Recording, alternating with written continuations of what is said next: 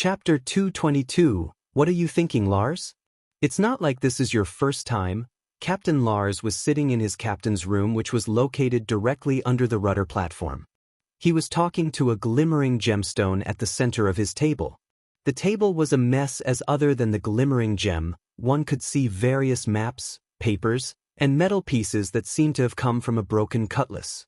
They do not seem like nobody cultivators. I don't want to get into trouble with them pesky guardians. Especially when I'm thinking about retiring from everything. Lars leaned back on his chair, taking a long sip from the rum bottle in his hand. The blue gemstone glimmered brightly. Don't worry, Lars. I investigated them. They are nobodies. They have no connections with guardians. Besides, you know my deal with them. I give them information, and in return, they will turn a blind eye to my hobby. A thick voice of a male appeared from the gemstone. Lars began to rub his greasy beard before removing his hat to reveal his bald head. He put the hat on the table with a sigh. Then we make the transaction after we cross the void line.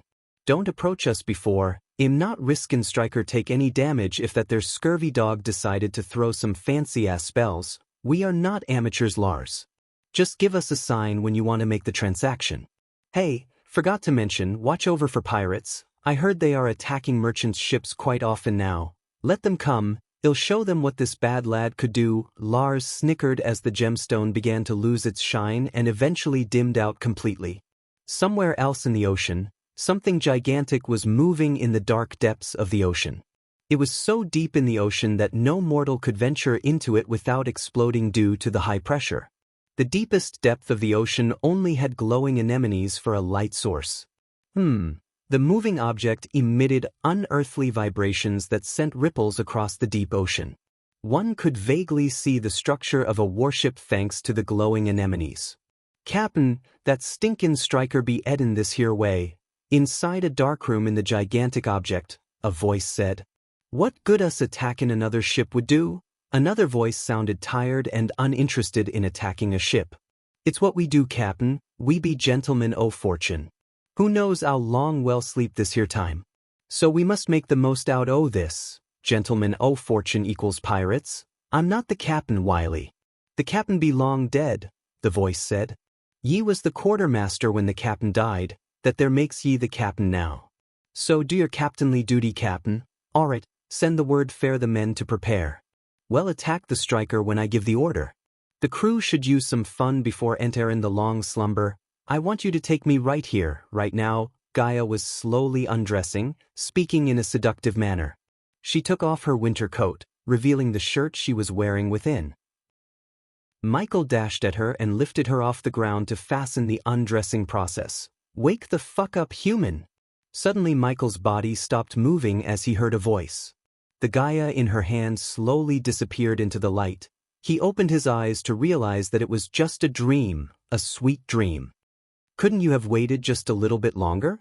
I was just undressing you in my dream, fucking pervert.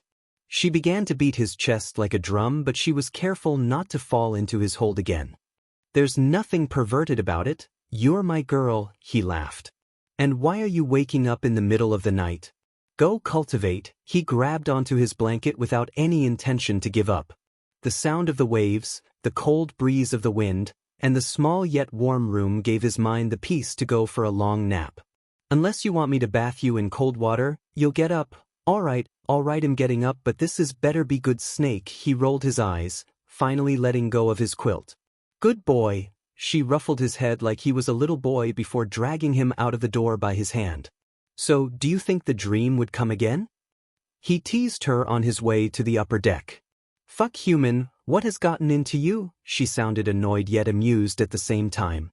A cold winter, see, a beautiful girl who loves me in my bunk bed.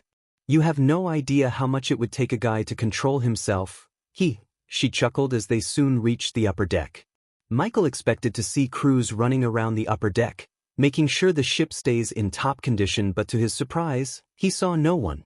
He stared at the rudder to see it automatically spinning like it was put on autopilot. Even in the captain's cabin, there were no lights on. He knew everyone was probably sleeping drunk to their throats, yet he was here, standing on an empty deck in the middle of a freezing winter. Don't When he was about to take his winter coat from his space ring, she stopped him. Are you kidding me? I'm not freezing to death, he raised his voice. Unlike him, who was standing here bare-chested, she was wearing the winter coat and everything to keep her body warm without the use of arch energy. I said I'd give you something special when we get on a ship to the southern continent, right? This is it. This is what?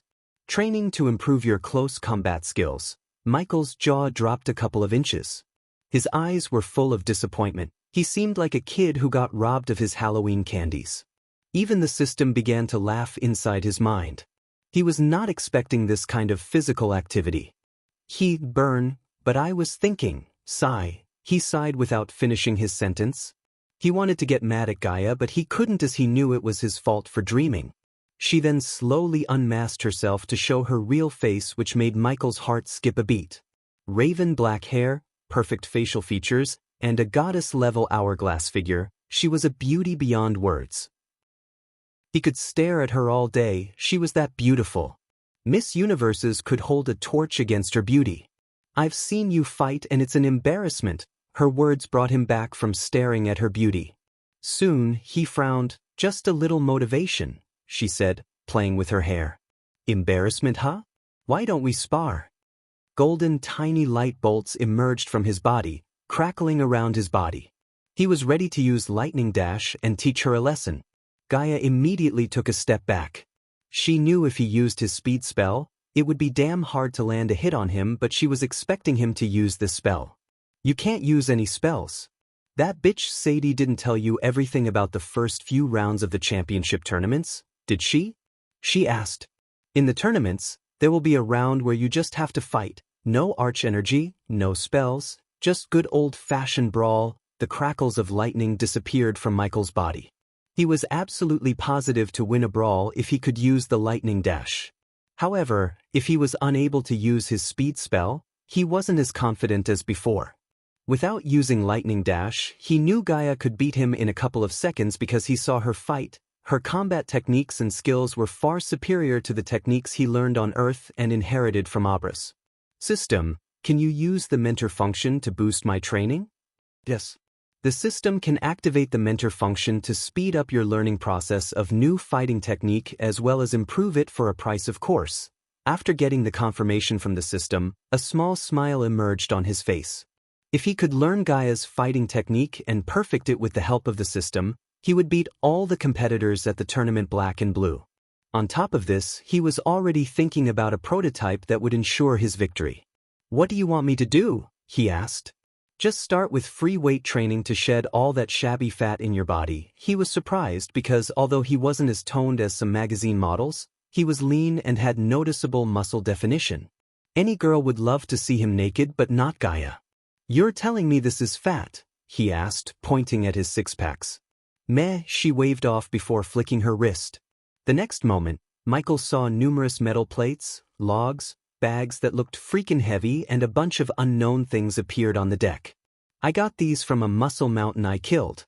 We can use these to get you into shape. She kicked one of the metal balls towards Michael's direction. Remember, you can't use arch energy or any of your freaky things.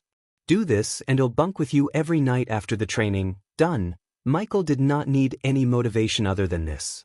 It was a damn good deal if anyone asked him. Chapter 223. Come on, move your ass. Ah, fuck. On the upper deck, Michael was carrying a 300 kilograms log on his shoulder and walking from one end of the ship to another through the knee-high snow on the floor. All of his muscles were screaming as even in the cold weather, he was sweating like he was walking in the desert. Despite his suffering, she was hitting him with a stick every time he slowed down. One could see zigzags of red lines on his fair back. During his training, she was a completely different woman. After training, although he would drink a healing potion to heal himself, she would massage his back, pour him coffee, and care for him like a perfect wife. Her care for him during the daytime was absolutely worth all this pain in his mind. You're such a bitch, yet Michael couldn't help cursing when she attacked him with a stick again. What did you call me?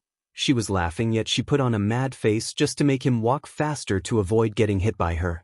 She didn't love or take any pleasure in hitting him, It was part of training before she could actually teach him the secret fighting technique she inherited from her mother. Gaia's mother's father created this technique himself while Gaia's mother fused a few other techniques and Gaia was trying to perfect the fighting technique. Before the tournament began, she wanted to teach him the fighting technique so he could beat all the fighters in the tournament. After walking the 50th time carrying the 300 kilograms log, he finally completed the set. He was exhausted as he wanted to immediately lie down on the snow, yet he had a lot of other workouts to do. Good, let's work on your kick. She lifted his right leg. He adjusted his body not to fall down while his left leg was on her shoulder. Leg work is vital to what he'll teach you soon. Now, lift it higher. She was lifting his leg higher and higher to the point he began to feel excruciating pain between his legs. Keep it still for 30 minutes. It has been a week since he started his first training. This was the second most painful week he ever had. The first one was when he was training with Spectre back on Earth. So you did this when you were training? He asked Gaia, who was sitting on a pile of snow. I'm not a puny human, so no, I didn't. She retrieved her snacks from the space ring. She had enough snacks to feed an entire family of 5 for a whole month. You know, you should learn how to cook, Michael said while trying his best to keep his leg higher. Why is, thought. Words barely escape her biscuit-filled mouth. As if no, Hob. To cook, for your information, I do know how to cook, Michael proudly said, putting his trust in the system. If push comes to shove, he would become a star chef himself. After all, personally cooking was more romantic than buying from a restaurant. Really? She swallowed everything in her mouth, gawking at him in surprise. Then, you'll learn. Meanwhile, down in the crew member quarters, Captain Lars was lying on a bed. He was drowning himself in rum as the crew members surrounded him. They were gossiping. Be they still doing it? Yeah, I'm afraid that their lad might die before we and them owe her to the buyer. That lass be a fucking dominatrix. Why be they trainin' anyway? It's not like Avon muscles would save them after they cross the void line. Why would they even go to the southern continent? If I born in the northern continents and be able to cultivate, I'd stay the fuck out o' a place where I cannot use me powers. Cultivators be evil shites. They do evil shite every single day like grabbin' a piss. Jolly thin they ave a guardian guild to put them in the leash. Just imagine a gentleman o' fortune ship with cultivators fare the crew. Don't forget about the void. If it wasn't fair the void, the northern kings would ave long conquered the southern continent. Captain Lars dropped the empty rum bottle to join the conversation. Ye got it all wrong, men. The void line isn't Savon the southern continent from the northern continent, it's the other way around. The southerners make northerners look like a pissin' little child when it comes to doing evil shits. Slavery, constant massacres, piracy, organ trafficking, experiments on poor bastards, and a shite load o' other evil things. Oh, I forgot about the corruption. If ye ave gold coins, ye can do anythin' and bribe anyone. Them senators be just pirates livin' on the land. Speakin' o' gentlemen o' fortune, Cap'n, I urged some powerful kingdoms in the R continent puttin' to the sky a naval unit to clean up the pirates. Licky aft on Pirate Cove said other continents might call these pirate destroyers. For a few moments, the crew quarters went into silence mode. Another reason for me to retire. I'm too old to deal with new shits, Lars sighed. Cap'n, what about us? After sellin' the 2 cultivators, well, split the gold and go our separate way. I'm plannin' to join a pirate crew. I always wanted to be a pirate. I'm going to the Pirate Cove and drink to death. I just want to travel. The crew started to discuss their future endeavors after selling Michael and Gaia to the one who called the buyer. The cultivators would lose their connection with arch energy or any kind of energy after crossing the void line and become mortals like them. These crew would use this to sell them to the buyer. Neither the crew nor the Lars knew what would happen to those they sell, but they didn't care for them as much as they did for the gold coins.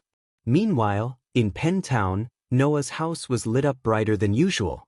The house sparkled with various colored light stones. The house was decorated as the house was on Earth during Christmas time. The house was filled with laughter and happiness. Diana was sitting on the far end of the oak table, looking at her family and the countless delicacies on the table. A giant teddy bear-shaped cake took most of the space, while on the top of the number, one could see the number 22 made of sparkling material. The table was occupied by all the Winston family members, but it was the two sitting on Diana's left side and the one sitting on her right side at the table that got the most attention. The one sitting on Diana's left was a young girl in her mid-20s. She had raven black hair, a perfect jawline that made her extremely beautiful. Her hazel eyes scanned everything and everyone in the room calmly. A tiny black mole above her lip enhanced her beauty even further. Despite her calm look, she was the strongest in the room, core strengthening stage level 10. She was Noah's big sister, Rowena Winston, the holy maiden of Skyhall. The golden Babaru Norvin was jumping around the table, picking every delicacy he could before jumping onto Alicia's shoulder. Maisie was enjoying the fried turkey leg while trying to catch Norvin to pet. At the table, Natalia was laughing with a golden-haired youngster, Andrew Winston. He was completely cured after Michael gave him the antidote for the poison and healed the star pox. Imelda was running around, bringing more and more food to the table despite Butler Samuel's strong disagreement with her doing all the work that should be done by him. Imelda waved off Samuel as she came to Noah carrying a huge chunk of juicy golden meat slice. "Why am I not seeing an empty plate, birthday boy?" "Aunt, no!" Noah shouted, but Imelda already put the slice of meat in his place, ruffling his hair playfully. "Take mine too." Sabrina used this opportunity to pass the slice of meat on her plate to his. Everyone laughed seeing Noah's helpless reaction. "Lady Diana, may I bring you another grilled fish?" Samuel asked. Diana was looking at her family, but one could see her mind was somewhere else. Except for Imelda, no one knew what she was thinking. "Mom," Rowena placed her hand on Diana's shoulder. Yet Diana seemed not to have noticed Rowena or anyone else. She just kept staring at the 22 at the top of the cake. Lady Diana, while she was staring at the cake, a guard covered in snow entered the room. Only now, Diana's gaze turned away from the cake. Looking at the guard, she almost stood up. "Young Master Ghost has left the Sunrise sect to enter seclusion, Lady Diana." No one knew where he went. The liveliness that appeared in her eyes vanished away after hearing the guard's words. Her eyes almost welled up, but she was able to control them from rolling out of her beautiful eyes. "It's my fault. I should have invited him back at the auction," Noah sighed. "It was either wait for him or save a village from a rogue cultivator, Noah." "I think you made the right choice," Alicia said. Her voice contained a tingle of coldness. "It's unfortunate. I wanted to thank him for saving me." Andrews shook his head. "And I wanted to save him for saving Mom and Sabi. Didn't you say he was at core formation level 3 when he's here? I wonder what kind of cultivation method he's using to break through this fast." Andrews spoke while many family members gasped in surprise. His cultivation speed was compared to Rowena herself. "Did you search everywhere?" Diana raised her voice. This day wasn't only Noah's birthday but also her other son, Dean's, also known as Ghost by the World. She wanted to see her son again on his birthday, yet the disappointment was turning into pointless anger inside her. Chapter 224. It's no one's fault. Imelda raised her voice and turned her gaze towards the guards standing in the doorway. "Kim, take the day off." The guards left the dining hall after bowing in her direction. The joyous laughter vanished away as silence occupied the hall. "Is it true, young Master Noah, that young Master Ghost is a friend of House Kane? I heard from our spies that he has seen with Elder Walter at the auction house." Samuel changed the topic to make the hall lively again. A few sounds of gasps could be heard in the hall.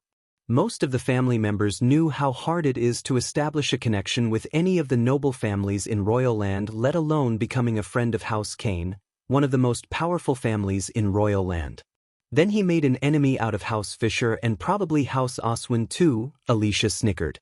Every pair of eyes landed on her, expecting an explanation for her statement. Diana's heart skipped a beat hearing her son has made an enemy out of two powerful families. If Noah pissed off any of the noble families, he had his family and guardians to protect him, but her other son had to face them alone. This made her motherly feelings to protect her son erupt in her heart. 2 decades ago, she utterly failed as a mother. She wanted to redeem herself, yet she wouldn't be able with Skyhall in her way. Until Skyhall exists, her son would always be in danger unless she never reveals the fact that Ghost is her own son. Neither her family nor Ghost was strong enough to take on the Skyhall, She knew this, and this was the only thing keeping her from reuniting with her son. I heard he and the daughter of the second Oswin brother have some bad blood between them. Hence, he made an enemy out of House Oswin. What's her name? Andrews asked. Selina Oswin. Since he has reached the core formation stage, he would either fight Selina or her fiancé, Alex Fisher. By allying with House Kane, the rival family of House Fisher, he is already on the bad side of House Fisher. Unless he loses to either of them, he would be in trouble with those families, Alicia explained. Do you think either of them can defeat him in the championship tournament? Natalia asked. Although Alicia didn't want to believe it, she thought either Selina or Alex would be able to defeat Ghost. In her mind, only Noah could defeat him among the same generation as Ghost. No. I saw each of them fight. They can't defeat him, said Noah, recalling the time when he fought with Ghost against the core formation beats inside the Nether Realm. If it wasn't for the stupid rule that guilds cannot compete in the championship tournaments, Brother Noah would have defeated him, Maisie said as many of the family members nodded in agreement. Rowena saw the uncertainty in Noah's eyes for the first time. Rowena trained with her little brother, and she could tell that even though Noah was at the body strengthening stage level 10, he could beat anyone below core formation level 5, yet he seemed uncertain about defeating a core formation level 3 cultivator. Diana heaved a sigh of relief, thanking the rules preventing the Guardian Guild from competing in the tournaments. The last thing she wanted was her two sons fighting each other. If they were to face Sky Hall in the future, her children must stand together rather than against each other. Noah, do you think you can defeat him if you fought him in the tournament? Rowena calmly asked. I'm not sure. I have a feeling that he hasn't shown the full extent of his power to the world yet. The tournament will be a good place to study him. If that's the case, I'm sure the Guardian Guild is already putting up a file on him. Places like the Guardian Guild don't like to deal with the unknown. What about Sky Hall?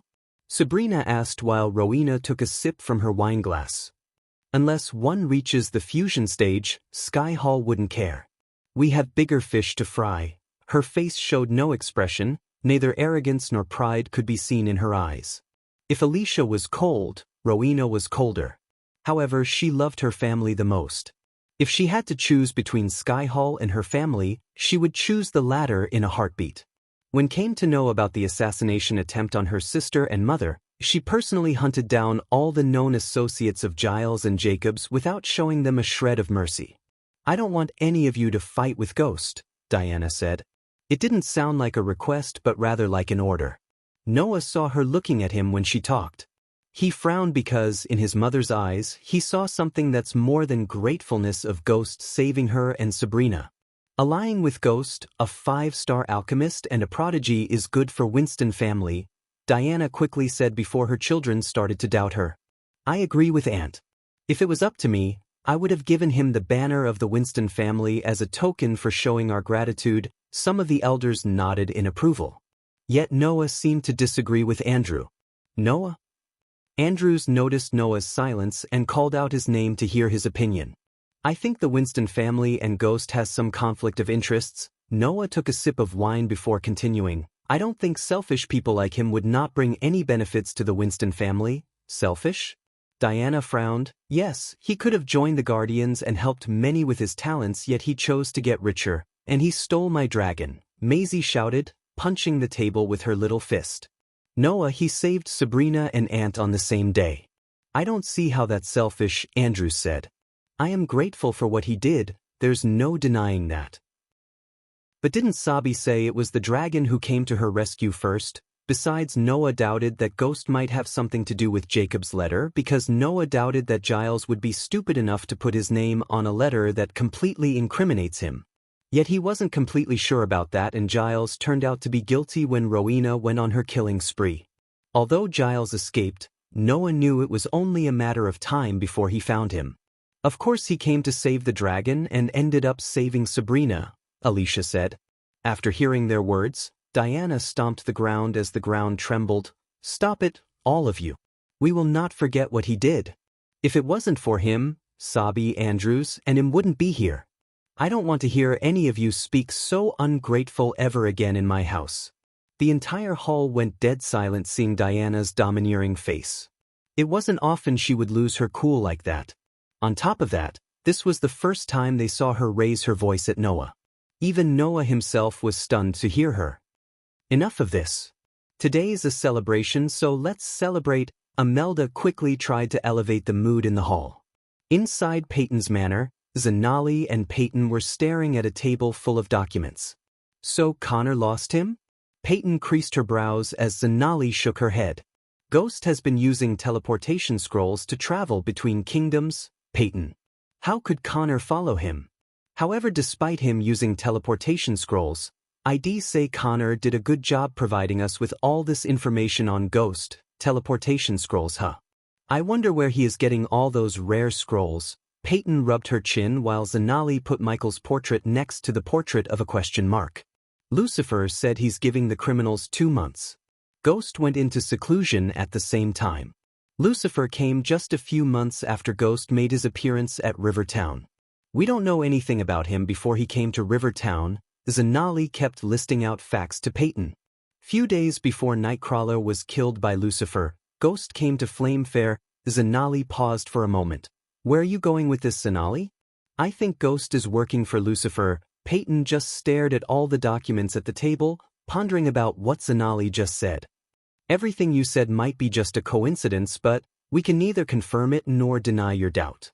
I like your theory, we just need more solid proof. Peyton was desperate to find Lucifer so she could hunt him down. His accusation of them killing the nobles almost jeopardized the whole operation and brought down the wrath of a Guardian captain. Allocate more resources to Connor and bring us the best teleportation expert in the guild. I want to know every move Ghost makes, as you wish. Also, I want to put a surveillance team around the Sunrise sect. Go ahead, but be careful.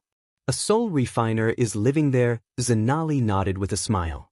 She then quickly stacked all the documents on the table neatly. Let me guess, you were invited to Noah's birthday party. Chapter 225. The forest surrounding the Sunrise sect was large, thick, and archaic. Its canopy was ruled by monstrous linden, purple cottonwood, and gigantic chestnut. The occasional beam of light that made its way through the canopy allowed bright shrubs to cultivate the rich grounds below. Coiling climbing plants grasped many trees, and a medley of flowers, which blossomed brightly, protruded from the otherwise colorless view. A variety of sounds, belonging mostly to vermin, filled the air and were out of sync with the trickling sounds of a gentle river stream. Hiding within the thick forest, Connors was watching at a construction site a few hundred meters away. He was wearing full white clothes to blend in with the snow in the forest. At the construction site, he could see several black uniformed disciples helping the construction workers. Just by looking at the construction site and the tons of wood, marble stones, and glasses they were bringing in, he could tell they were building not just a house but a huge mansion. The dwarf engineering was a dead giveaway, showing the intricate design of the mansion. Where are you, Ghost? Connors mumbled. It has been a month since he was allocated more resources to gather more information about Ghost. Considering Ghost disappeared using a teleportation scroll a month ago, he couldn't follow him. Therefore, he was surveying the sect and his underlings were surveying Ghost's restaurant in Rivertown. A shadow brought extra darkness to the forest as Connors looked upwards to see Ghost's pet dragon hovering over the sky before flying towards the construction site. This was the third time he had seen the dragon, yet it always freaked him out regardless of its body-strengthening cultivation level. It wasn't a full-grown dragon yet. The dragon was almost 3 m long, almost the size of a full-grown horse. Bright scarlet-red eyes sat well within the dragon's rounded, scaled skull, which gave the creature a frightening-looking appearance. The dragon had crimson-red shiny scales that made the dragon look more majestic and noble. 2 small crystal growths sat atop its head, just above its thin, curved ears. Its nose was short and had 2 wide, slitted nostrils, and there were crystal growths on its chin.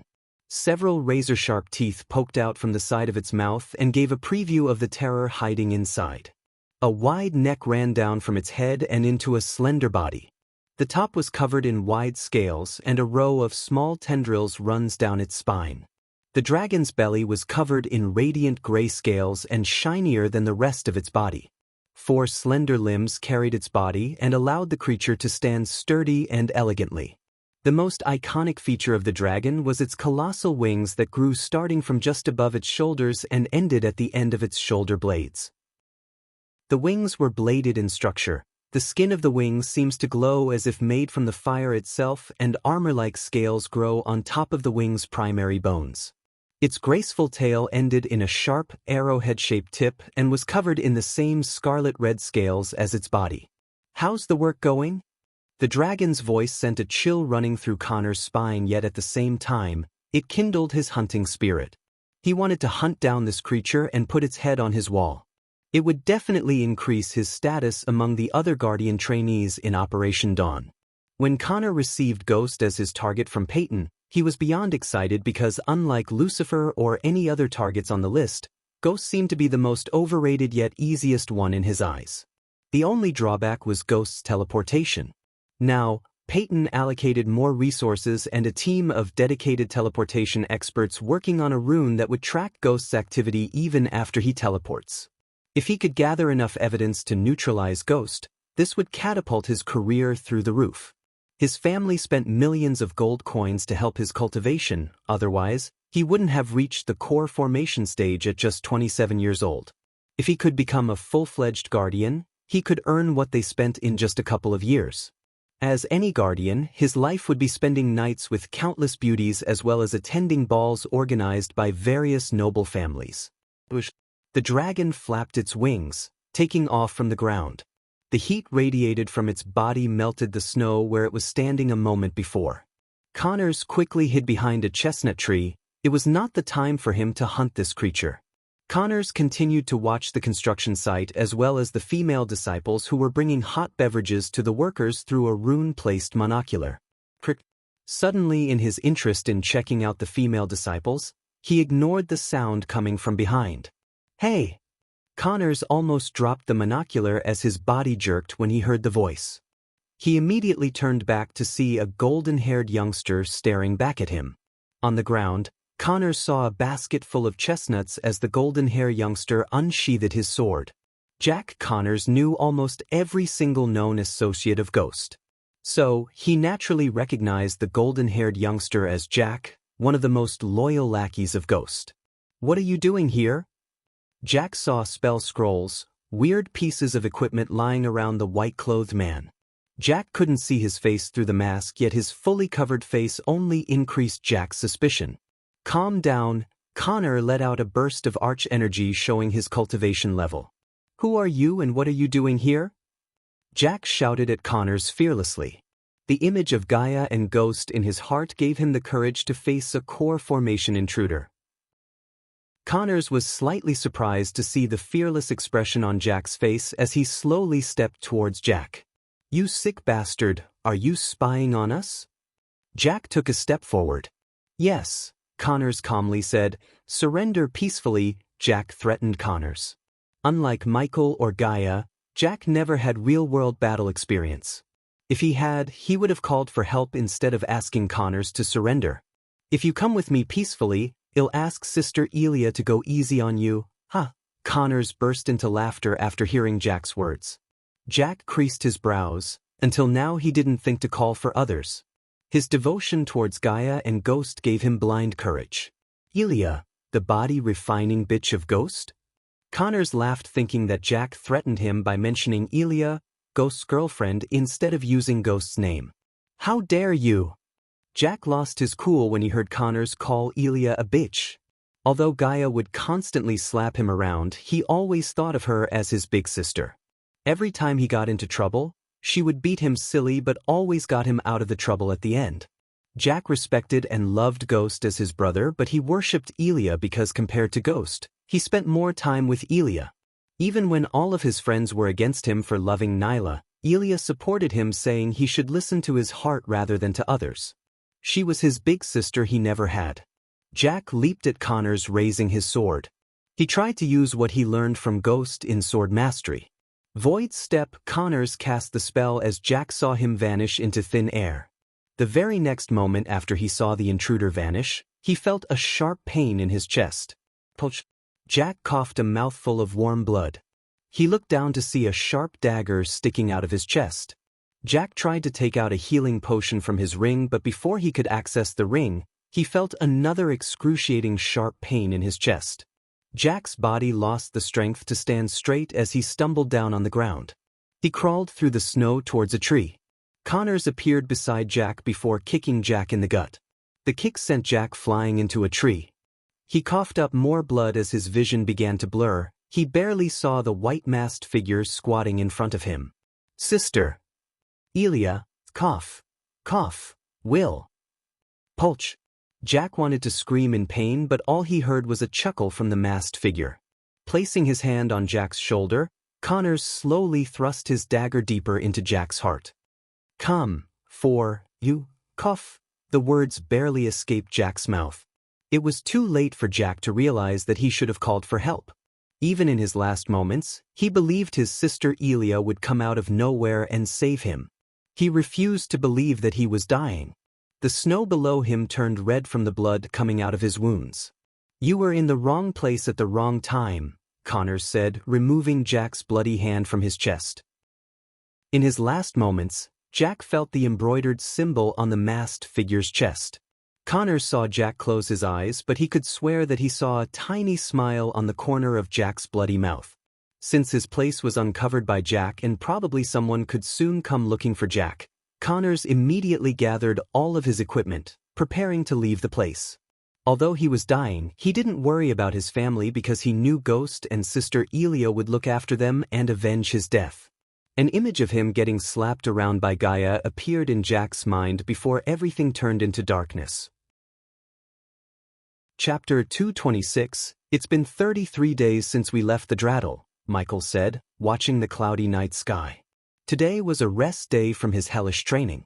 He wanted to spend the day with Gaia peacefully, but she was unusually silent. She was standing on the edge of the ship, staring at the direction they came from. What is it? Michael came to her side to accompany her in staring at the dark sea. I'm feeling something I've never felt before, she said. Her voice was quieter than usual. It might be seasickness, Michael just shrugged. Surprisingly, she didn't laugh or give a reaction at all. She just kept staring at the horizon. I can't describe this feeling. It's like someone's desperately calling me. Do you think something could have happened at the sect? He shook his head. He made sure that his sect stays safe before leaving, but even after everything he did, it's far beyond his control if something still happened. For now, he wanted to get the artifact related to Nightcrawler's artifact as soon as possible. After that, he would revive the demon's soul waiting back at the Abyssal. Instead of using words, Michael just wrapped his hand around her shoulder. She gently kissed his arm before resting her head on his shoulder. Having him beside her made her feel better. In a few more hours, Well crossed the void line. On top of her words, he could already feel the density of the arch energy gradually decreasing in the atmosphere. He took a long breath. After crossing the void line, it was up to the system to save their bacon. The system will scan the atmosphere to create a solution in an hour, the system reassured Michael. The further they moved towards the invincible void line, the force of the wind increased significantly. His long gray long coat fluttered back in the wind along with his raven black hair. Approximately 2 hours later, Michael noticed a significant decrease in the snowfall. In the distant sky above the horizon, he could see a couple of glimmering stars in the sky. He was staring at the welcoming sight of the cloudless sky when he noticed an object floating in the sky. The system has scanned the atmosphere and found that something extraterrestrial is consuming the arch energy in the atmosphere around the southern continent. Michael entered the system after he heard the words. Extraterrestrial? Can you identify what sort of alien we are dealing with? System's level is too low, he sighed, except the system's next words shocked him even more. But the system recommends not to go search for the extraterrestrial being, at least the host is an immortal. I thought him the only alien in this world, but it seems I was wrong. What about the solution? If it's consuming all the arch energy?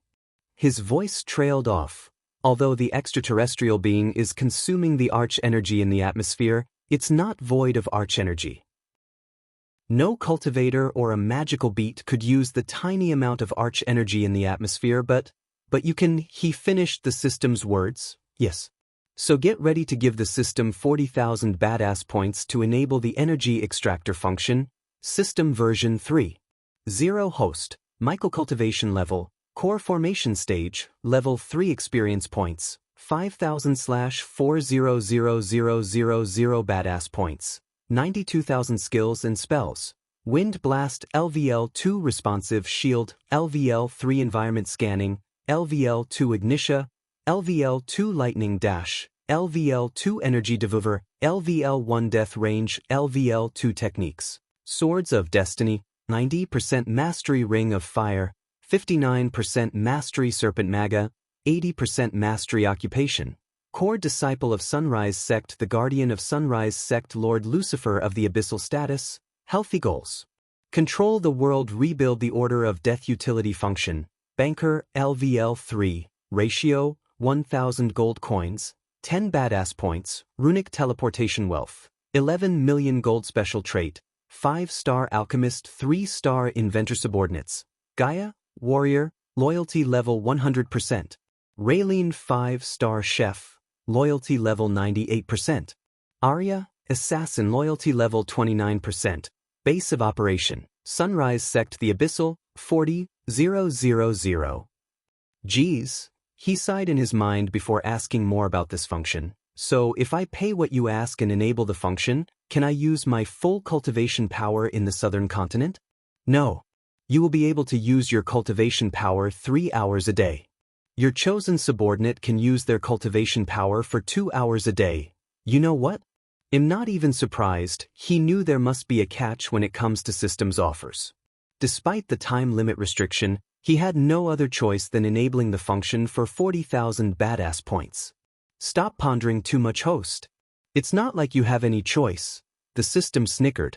I have to stop upgrading. You sound more and more like an asshole, Michael said in an irritated voice after he heard the system's words filled with arrogance. The system did not reply as it remained silent until he asked another question. So the function is upgradable or not? The next upgrade will let the host use your cultivation power for 5 hours and subordinates can use it for 4 hours, but you're too poor. Get me 200,000 badass points and then we'll talk. The system sounded more like Gaia. He could only deal one Gaia at a time, so he remained calm despite the system's tone.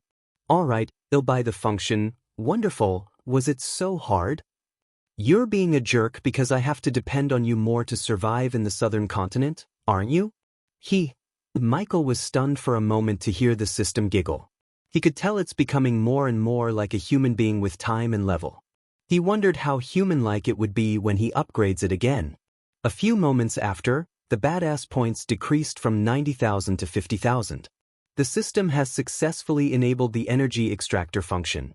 The host can now choose a subordinate to share the energy extractor function with. Do I really have to spell the name? It's Gaia. Leave the system and place your hand on subordinate's forehead. Rather than Michael exiting the system, he was thrown out of the system as everything around him began to move. What an asshole of a system I have, he cursed the system in his mind. He then turned his gaze away from the object to Gaia. Her face was still dull. It was obvious she's still trying to figure out the reason for her bad feelings. This will cheer you up. Michael placed his hand on her forehead. She was about to ask a question when she felt a tingling sensation inside her head. Along with the tingling sensation, she was able to sense arch energy in the atmosphere as she was back on the northern continents. What? She let out a quick bark of laughter and shock. Her mouth kept opening and closing. How? I can use my cultivation power for 3 hours a day and you can use it for 2 hours. When Michael thought about it, the 3-hour time was not less but rather it was enough. By using spells, no one in the southern continent would be his match.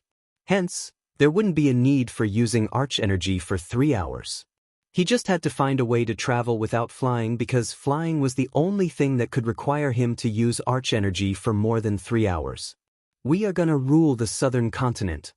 As Michael guessed, this made Gaia forget about the bad feeling and made her bounce in joy. He couldn't help smiling looking at her laugh. We still have to deal with the utmost caution, Gaia. What we are about to do will get every major power including the top heads of the Guardian Guild. They might not come looking for us in the southern continent as it would be equal to suicide, They will use every bit of their resources to watch our every step. Can't we just conquer the whole southern continent 3 hours a day? She rubbed her hands together, her eyes sparkled regardless of Michael's statement. We will conquer the southern continent, but I won't rush it. I don't think we can rule an entire continent just because we can use our cultivation power. As a princess, you know more about ruling than me. Yeah, you're right. She took a deep breath, controlling her excitement. It's not that simple. Let's just do what we always do first, Recon, he nodded. Why wage a war on a kingdom when you can just control its rulers? Said Michael with an evil grin. Michael wanted to be the shadow ruler of the southern continent by controlling every senate. According to Arya, in most of the kingdoms in the southern continent, the kingdom was ruled by the Senate instead of a king or a queen. The Senate was composed of 10 senators and 2 consuls who were elected by the senators. The 2 consuls had the most power in the Senate. They had control of the army and the treasury, the 2 of the most important bureaus. Arya also mentioned that only nobles could vote and stand as senator candidates. The more he heard about the southern continent, the more it felt like ancient Rome. The arena and the gladiators were already a dead giveaway, yet everything he heard from Arya strengthened his assumption. Ere ye be. We Avenue crossed the void line for your information. They suddenly heard the voice of Captain Lars. They turned back to see him walking towards them along with a group of his crew. In Lars' eyes, Michael saw a tinge of pity. Gaia didn't look his eyes but the cutlass in his hand. She creased her brows. What do you plan to do with that cutlass in your hand, Captain? Lars didn't answer Gaia but looked at the distant sky as everyone saw a gigantic eagle soaring through the sky towards them. The eagle carried a steel cage that had just enough space for 2 people. Lars, my friend. Suddenly a voice reverberated from the sky. Chapter 227. Michael looked up to see the eagle slowly descending from the sky. The steel cage was on top of the lower part of the eagle's body while 2 grown men were riding the eagle by standing above its shoulder. The 2 men were in their mid-30s and wearing a gold-embroidered toga. They reminded Michael of the ancient Roman noblemen. These 2 men weren't radiating 0 amount of arch energy, but the amount was negligible. If they tried to walk through a defense array, they would definitely trigger the array. However, they would be considered as the weakest of the commoners back on the northern continent. Yet here they rode the eagle with a domineering attitude. The eagle let out a loud, ear-piercing cry. It sounded like a raven somehow rather than an eagle. It landed on the ship, shaking the ship for a few seconds. The eagle then turned its head to stare at Michael and Gaia menacingly. The one wearing a toga with a purple line stepped onto the ship first, while the one wearing a white toga with red lines carried a medium-sized chest before placing the chest before Lars. Trent, Lars signaled the greasy blonde crew member who welcomed Gaia and Michael to the ship when they first onboard Stryker. Until now, the 2 noblemen wearing toga did not even look at Michael or Gaia. Trent licked his lips walking towards the medium-sized chest. His skinny hands slightly trembled approaching the chest. When he opened the chest, his face brightened up due to the glistening gold and gemstones inside the chest. Even Michael's eyes sparkled looking at the rubies, diamonds, gold bricks, and various colors of gemstones shining inside the chest. 3 million, as we agreed. The one wearing the toga with purple lines smiled at Lars. The crew behind Lars were looking at the chest full of goodies like starving dogs staring at the barbecue. Michael folded his arms, leaning back on the ship's foresail wooden beam. Gaia saw his face, totally calm and cool like nothing's going on here. Only his eyes were occasionally gawking at the chest full of goodies. Okay guys, what's the plan here? Finally, Michael opened his mouth after Trent closed the chest. Why don't you 2 piggies save us the trouble and get yourselves into the cage? The one with the red line toga waved off at them without even looking at them in the eyes. However, the one with the purple line toga, who also had a bald head, turned his gaze at Gaia. His blue eyes scanned Gaia from her head to toe. I heard cultivating women are way better than our southern ladies, but it seems like I heard wrong. He shook his head disappointingly. That was a big mistake, Michael mumbled as he could already feel a cold killing intent. It wasn't much about what he said but the way he said it. She hated being compared to other girls and he just compared her with northern ladies, a big fucking mistake. Yet she remained silent. Ye erred the man, Trent shouted at them. Michael saw no fear in Trent's eyes, the fear he saw when he first met him. One didn't need a genius to figure out that the reason for Trent and every crew member's newfound courage is that Michael and Gaia lost their ability to cast spells.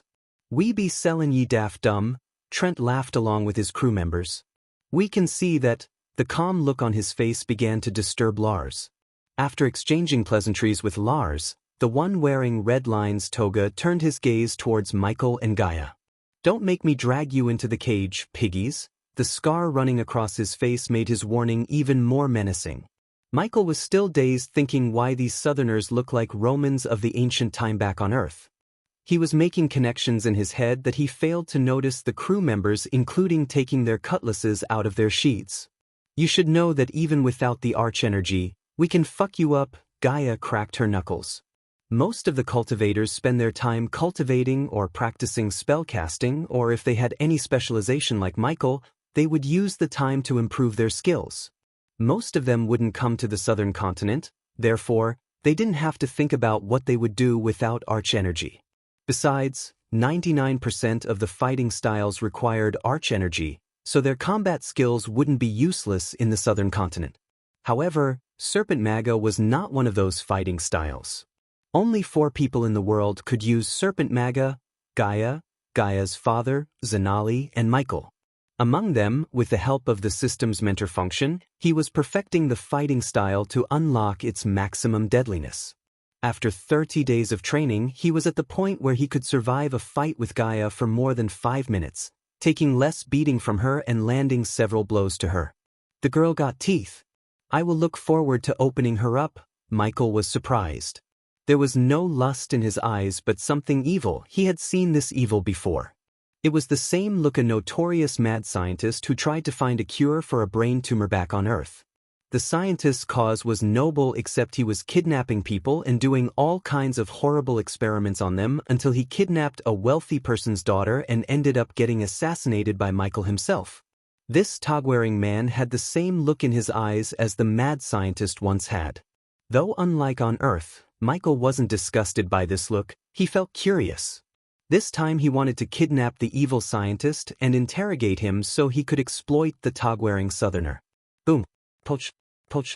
Just when Michael was about to really use his Serpent Maga on these poor crew members, the 2 Roman-looking guys exploded into a bloody mist. It took them a few seconds to realize what just happened. "Pirates!" Captain Lars screamed as Michael turned back to see a huge ship leaping out of the water like a whale. Seeing the ship that emerged from the underwater, Michael took a few steps backward in fear. He had seen this ship before, the Flying Dutchman. The ship floating a few hundred meters away from him looked very similar to the Flying Dutchman in the Pirates of the Caribbean movies. Boom, boom, boom.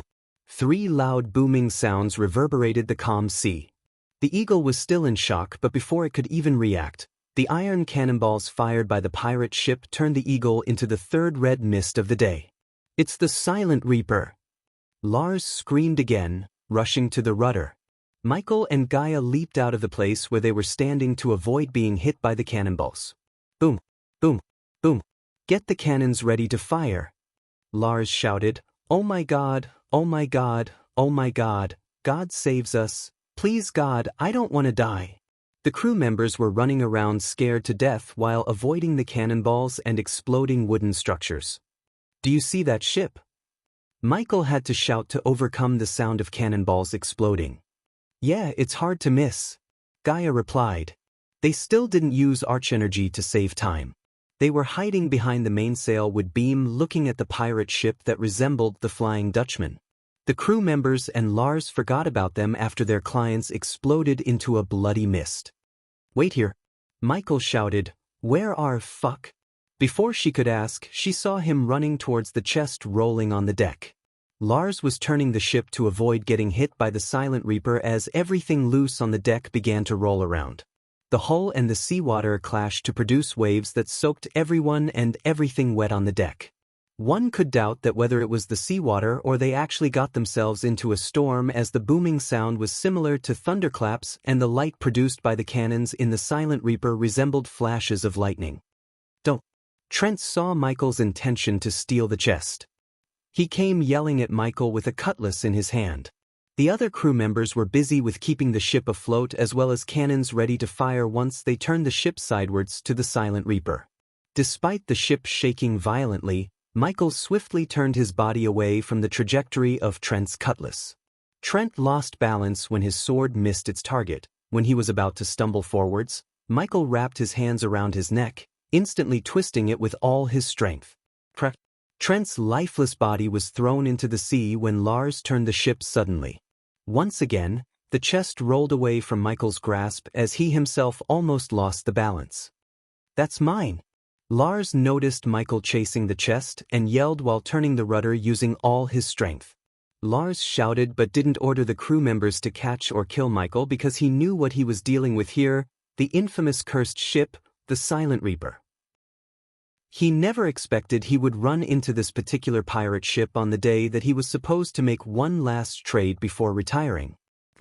Suddenly, they heard an unearthly humming sound as the Silent Reaper stopped firing.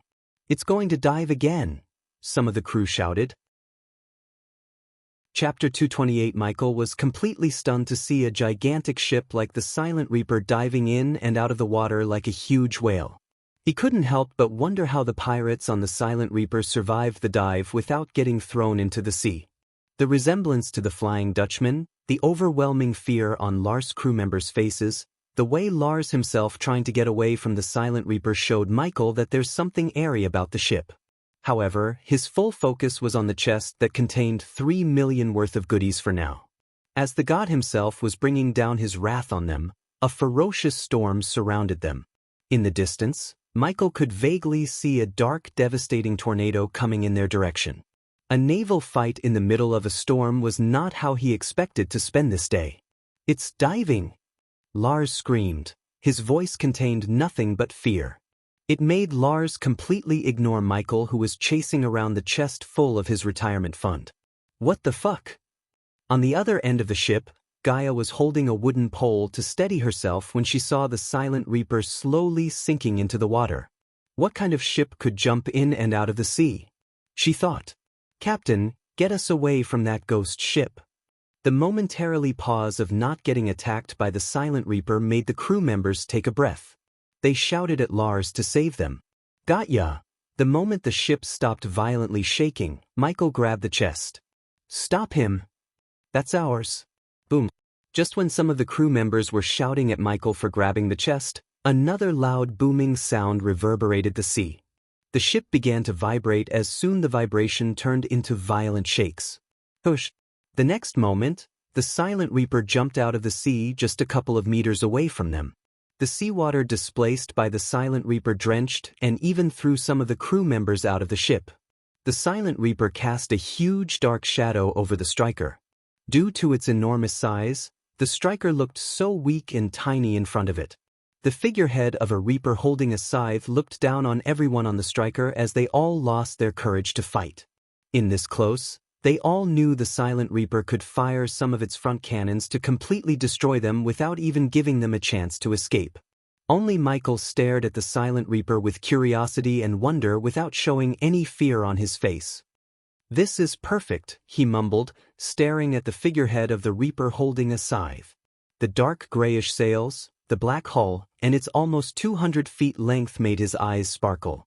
Already in his mind, he started to imagine captaining the Silent Reaper, living a pirate life. He ignored the worn-out-looking hull, the rust-covered cannons poking through the hull, and the ship's old condition itself. All he had in his mind was becoming the captain of the Silent Reaper. This ship instantly stole his heart.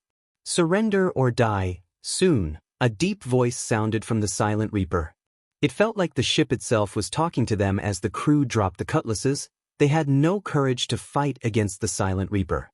Soon after they all dropped their weapons, the Silent Reaper slowly turned sidewards, revealing its 25 broadside cannons that could obliterate the strike in one go. The striker was small for Michael to get a look at the crew of the Silent Reaper.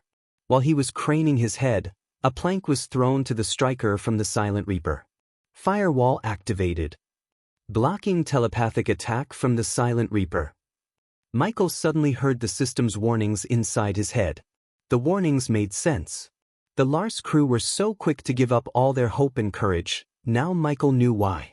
Something from the Silent Reaper had terrified them, just like his fear toxin, except the Silent Reaper seemed to be meddling with minds telepathically. Michael quickly turned his gaze away from the ship top Gaia. There was indeed fear in her eyes, but she didn't look pale or terrified like the rest of the crew. System, can you block the Silent Reaper from playing with Gaia's mind? Subordinate Gaia has enough mental strength to fight off the telepathic signals coming from the Silent Reaper. Fuck my luck, Lars mumbled before walking the plant to the Silent Reaper. Although he seemed less affected by the Silent Reaper, he was definitely not Captain Lars that Michael met before. One by one the crew members began to follow Captain Lars. Let's go, Michael waved at Gaia. What the fuck just happened? First, they wanted to destroy the ship and now want everyone to surrender? And did you notice how miserable the crew became after that weird voice sounded from the ship? She rapidly fired questions at Michael. Come on, let's go. Gaia was slightly surprised to see the excitement on his face. He looked like a kid who's going to his favorite place. You're awfully excited, she asked, joining the line of the crew walking the plant to the Silent Reaper. The chest. Inside my space ring, he answered Gaia while walking. Trouble really follows us, huh?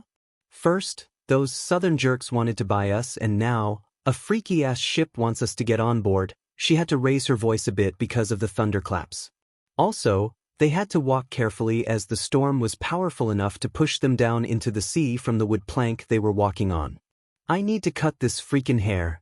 Michael cursed his shoulder-length hair when it became wet and flew across his eyes, blocking his vision. In a battle, if his hair blacked his vision even for a split second, he would die. He would be a laughingstock if he died because of his long hair. Move faster. Michael almost pushed the one walking in front of him. He wanted to get the view of the Silent Reaper's crew because he really wondered whether he would meet Davy Jones himself or not. A few minutes later, Michael finally saw the crew he was waiting for. The remaining crew, including Lars, was surrounded by a group of dirty, greasy pirates who smelled like rotten fish. The crew of the Silent Reaper came in all sizes, including midgets to 7-foot-tall giants. They were all human. Unlike Michael anticipated, there was no octopus-faced crew member. The Silent Reaper crew didn't wear any distinctive clothes but ragged, dirty clothes. I had to say, I'm kinda disappointed, Michael said to himself. Considering the Silent Reaper looked and functioned very similar to the Flying Dutchman, he was kinda expecting to meet a crew resembling the Flying Dutchman's too. Yet, instead of those terrifying crew, he was welcomed by a crew that could be compared to Captain Barbassa's and Jack Sparrow's crews. The Silent Reaper's crew was licking their lips, staring at Gaia. They seemed like starving dogs. Both Michael and Gaia ignored these dirty pirates. They just wanted to see how the situation is going to play out before revealing their secret. Welcome to the Silent Reaper. Taking his gaze away from the crew, Michael turned his head in the direction of the voice to see a tall, muscular man towards them. He had dark skin as an African male. He stood almost 6'2" feet. This black man had an authoritative feel about him, and he had a scar running across from his left upper eye to his right cheek. One couldn't see a single hair on his clean-shaven head. He had pierced both earlobes. The thigh-sized arms looked like they could crush a man to death, while his torso had defined muscles. He was neither wearing something fancy nor dirty ragged like the rest of the crew, but just a short-sleeved transparent tunic and khaki color breeches. He was accompanied by 2 cutlasses that hung on each side of his waist. He had the perfect thick voice for his muscular body. His dark eyes scanned everyone on board for a few seconds before they landed on Gaia and Michael. What do ye pirates want? Lars interrupted the man's gaze by stepping forward after mustering all his courage to do so. Look, Air Captain, a fearless one. A bald man standing only 4 feet laughed at Lars. Soon, the rest of the Silent Reaper crew cackled. What can ye offer, Captain Lars o' the Striker? The black man asked with an amusing smile on his face. 3 million worth o' pillage, in exchange fair me and me crew's lives. Lars turned his head to look at Michael, who was standing among his crew. Michael smiled. He didn't think Lars actually noticed the chest taken by him. Following Lars' words, every pair of eyes on the ship fell on Michael and Gaia. Interestin' offer an interestin' people, the black man said. "Ye took a lass on board, no wonder ye ended to the sky in our sight." The short man had a surprised look on his face. "Ye don't take a lass on board, they be bad luck," another one of the crew members exclaimed. This one had a bald head, a greasy beard, and teeth that were so dirty that it would make even an aged dentist raise his brows. The black man signaled his men to let Michael and Gaia come forward. "No one steals from me," just when he was walking past Lars, he said in a husky voice. Hi readers of Ranobes and other sites, if you are wondering why there was no update for some time, it's because I was tested a COVID positive. I had to take bed rest. Always check Webnovel for my announcements as I explained about my condition and update schedule in Webnovel. However, now I'm 90% recovered thanks to everyone's wishes, they'll start updating regularly as I used to. Again, I'm sorry for not letting you all know about everything earlier. Chapter 229. While the Silent Reaper was engaged in a battle with the Striker, Gibson was snoring regardless of the loud cannon exploding sounds on his tiny little bed that barely had enough space to support his whole body. One could see a couple of empty rum bottles on his hairy chest. His once first body now turned flabby, fat covered most of his muscles. A particularly notable feature was his missing limb. He lost his right leg when he was serving under Her Majesty many years ago. At that time, he wouldn't even have imagined a pirate life, yet here he is, sleeping in a pirate ship. He slapped his own cheek in sleep to find a peanut stuck in his bushy sideburns. The empty rum bottle on his chest reflected a round face with a softly shaped jaw, a straight nose, and two sleepy brown eyes. His medium-length hair was all over the place as some of the strands were running into his mouth. Boom, boom, boom. What now? Finally, Gibson couldn't take any more of violent shakes or the loud booming sound. He picked his body from the bed before fitting the wooden leg to substitute his lack of right leg. Even a curse couldn't cure the hangover of mine, hee, Gibson chuckled, throwing away his empty rum bottles. He then picked a small leather drinking pouch. Thank God, he smiled seeing that there's still some rum left in the pouch. On top of his hangover, the shaking ship made walking in a straight line pain in the butt. While he was stumbling forwards, a broken splinter of wood exploded from the hull and stabbed him in his shoulder. One would expect him to scream or at least flinch, but he didn't even notice the 6-inch splinter sticking out of his shoulder. "We are cursed, yet here we are, destroying who knows what," Gibson mumbled, taking a short sip from his leather pouch. None of the crew, including the current Captain Bull, knew the full extent of the curse. The curse stripped away their sense of touch, smell, pain, and touch. On top of that, the curse occasionally made the crew enter a deep slumber that could last from a couple of months to several years, and no crew of the Silent Reaper could leave the ocean. If their feet touched the ground, they would be painfully turned into ashes. He was telling the crew that the curse is also making the Silent Reaper playing with the minds of the enemy crew, but the pirates were too dumb or ignorant to listen to his theory. If the pleasure of getting drunk was stripped away by the curse, he would have taken a boat to some island and killed himself. Other than drinking rum, there was no pleasure in his life. It would be a lie if he said he didn't love the life before the curse. He loved being a pirate, more than being a soldier in the Royal Navy under Her Majesty. After the curse, the previous captain started to pillage every ship he saw, not just for gold but for more information about the curse. He believed someone could tell them how to break the curse. Although it was highly unlikely to find someone who knew about a curse put by a sea folk elder, it was better than just aimlessly roaming the ocean. Surrender or die. Here it goes. Gibson halted his steps to take some deep breaths. After this, he wouldn't have time to take a breath because he would be busy interrogating the hostages.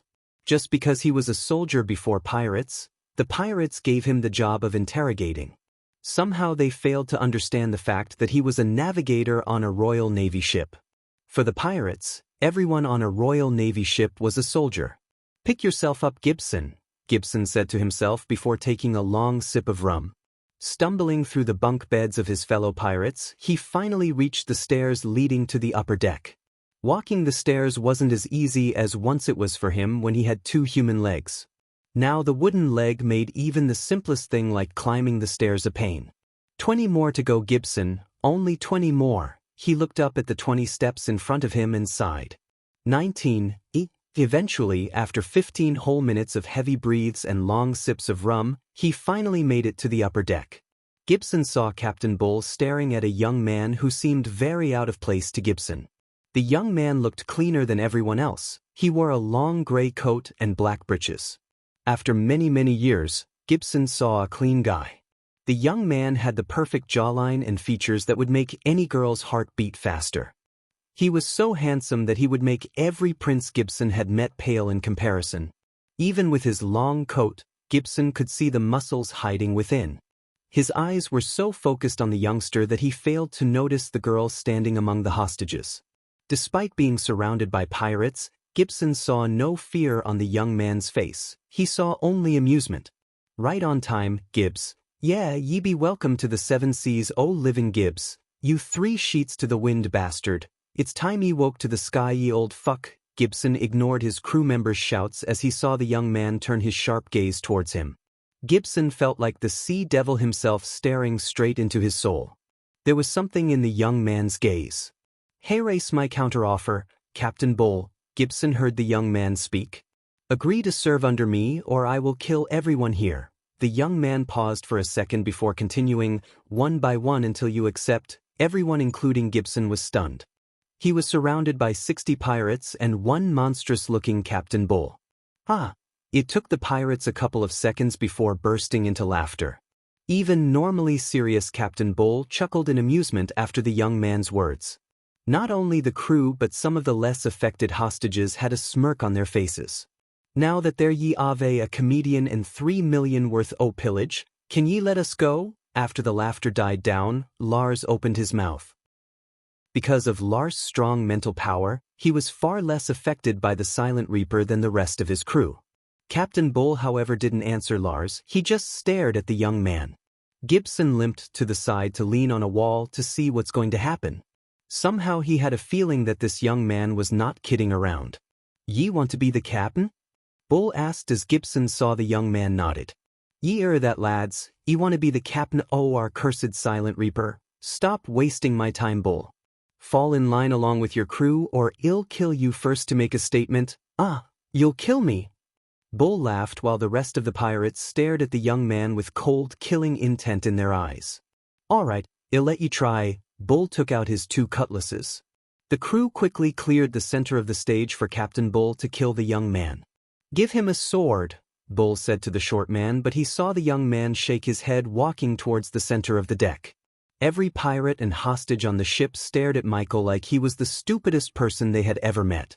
By comparing their body alone, they could tell that Bull could snap the young man in half. If he had taken the weapon, he would have at least had a fighting chance, but now, he seemed like dead meat in their eyes. No need. The young man stood a few meters away from Captain Bull without a weapon in his hand. What is he doing? Gibson asked himself, looking at the young man. Are you going to stand there all day? Bull was provoked by his words and the careless look on his face. He clenched his 2 cutlasses tightly to leap at the young man. The pirates and the hostages were expecting a gory beatdown when they saw the young man calmly raise his hand. Zzzzr. Boom. The next moment, they were stunned beyond words to see a thick bolt of golden lightning shoot out of the young man's hand. In a blink of an eye, the lightning bolt went straight through Captain Bull's head as his head exploded into a red mist. He cast spell. Gibson's body went rigid while many people lost control over their bladders. They were scared shitless. For a long couple of seconds, they just stared at the headless body of Bull wandering around on the deck without uttering a word or moving a muscle. It wasn't a long fight with fancy moves. In fact, the fight didn't even last for more than a couple of seconds. From Bull raising his cutlasses to his head exploring happened so quickly. What shocked everyone more than Captain Bull's death was the lightning bolt shot out from his hand. They wanted to find another explanation except they simply couldn't. How did he cast a spell inside the void line? This was the question that ran inside the minds of many. Captain C.A.P. Words barely escaped from some of the loyal pirates. It had been a long time since the pirates felt fear. While they were about to raise their cutlasses, Gibson heard the young man spoke again. I can break your curse. Chapter 230 with one swift jump. Michael landed on the wooden edge before the ship's rudder. He balanced himself like a professional rope walker.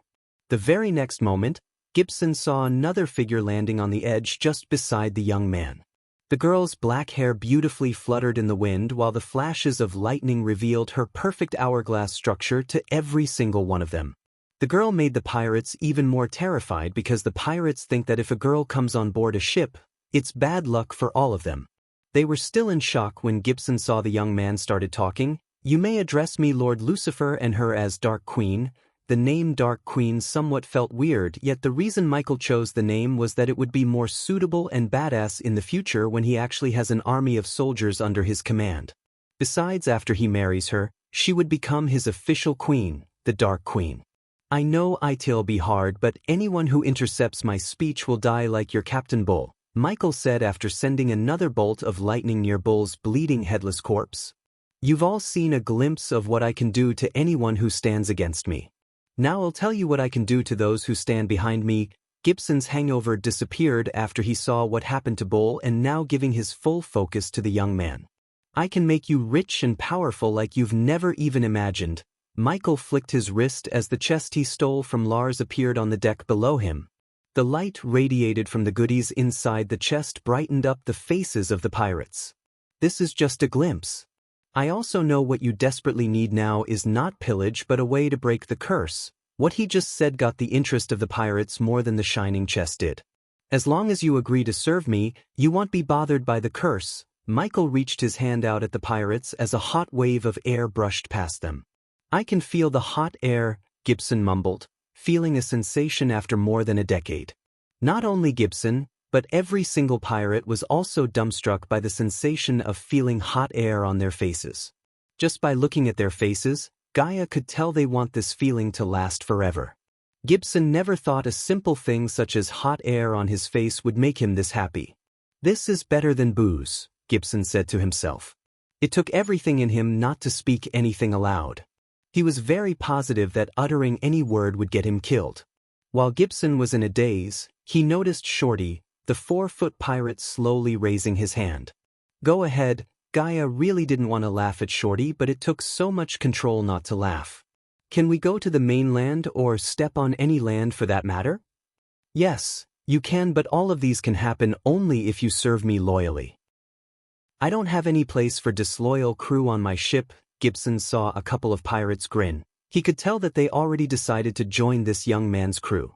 If it was for their captain before Bull, they would have hesitated to jump the crew or even fought the young man for attacking their captain because he had won all their loyalty, including Gibson's. Since that captain was long dead and the young man was claiming that he could break the curse, there was nothing to hesitate about. Plus, the 3 million worth of gold, diamonds, and gemstones didn't hurt. "Now speak your mind," Michael said, folding his hands against his chest. The pirates stared at Michael for a few seconds. Their eyes were full of fear towards Michael. Yet, Shorty stepped forward, mustering his courage. "If you join your crew, what's our share in pillages?" Both Michael and Gaia were surprised by the pirate's question. They were expecting questions related to the curse, yet the short one asked about their share. "What's your share under your late Captain Bull?" "Before the curse, we would share in 80-20 ratios. 80 for Captain, 20 for us. You'll get double under my command." I'm in the short pirate didn't even take a second after hearing Michael's last statement. He just awkwardly knelt down on 2 knees, pledging his loyalty. System, Michael willed the system to partially break the curse in his mind. The next moment, Gibson saw a bright light beam coming out of the young man's hand. The light beam reached Shorty as his face began to show a cocktail of emotions. Soon, tears began to roll out of his eyes. "I can feel again the air, the smell of the sea." "Step aside, Shorty." Gaia waved her hand as Shorty was moved aside by a gust of wind. "You have 10 seconds to decide your next move." Michael's voice was cold rather than calm. In a short time, the pirates would be the ones getting the most out of this deal. Therefore, if they hesitated even after he explained everything he could do for them, he would kill every single one of them except Shorty. "Yeah, fuck it." Gibson limped towards the young man. His old instincts told him that following the young man would be the best choice he could make in his life. Gibson saw a slight smile energy on the young man's face when he stepped forward. Captain! Lord Lucifer! Following Gibson, every single pirate on the deck awkwardly bent their knees, pledging their loyalty to Michael. As before, the light beam shot out from his hand, but this time, it enveloped all the pirates in a bubble before vanishing from the sight. When the bubble disappeared, the pirates began to cry like little children. They were slapping themselves, pinching themselves, as well as tasting the salt water on the deck. It was acceptable in Michael's eyes. After all, they never felt sensations like this in years. He gave them the time to enjoy the moment. Tinkering with the curse did come with a cost, as they lost the Silent Reaper's ability to terrify the hostile crews. According to the system, that was a byproduct of the curse, and by removing the curse partially, Michael also removed that ability. He knew it was a necessary sacrifice to earn their loyalty, so it was worth the trade. Now I have to deal with you guys. Michael turned his gaze towards Lars and his crew members, who were standing still in fear and shock. Some of them even peed in their pants, imagining what might happen to them.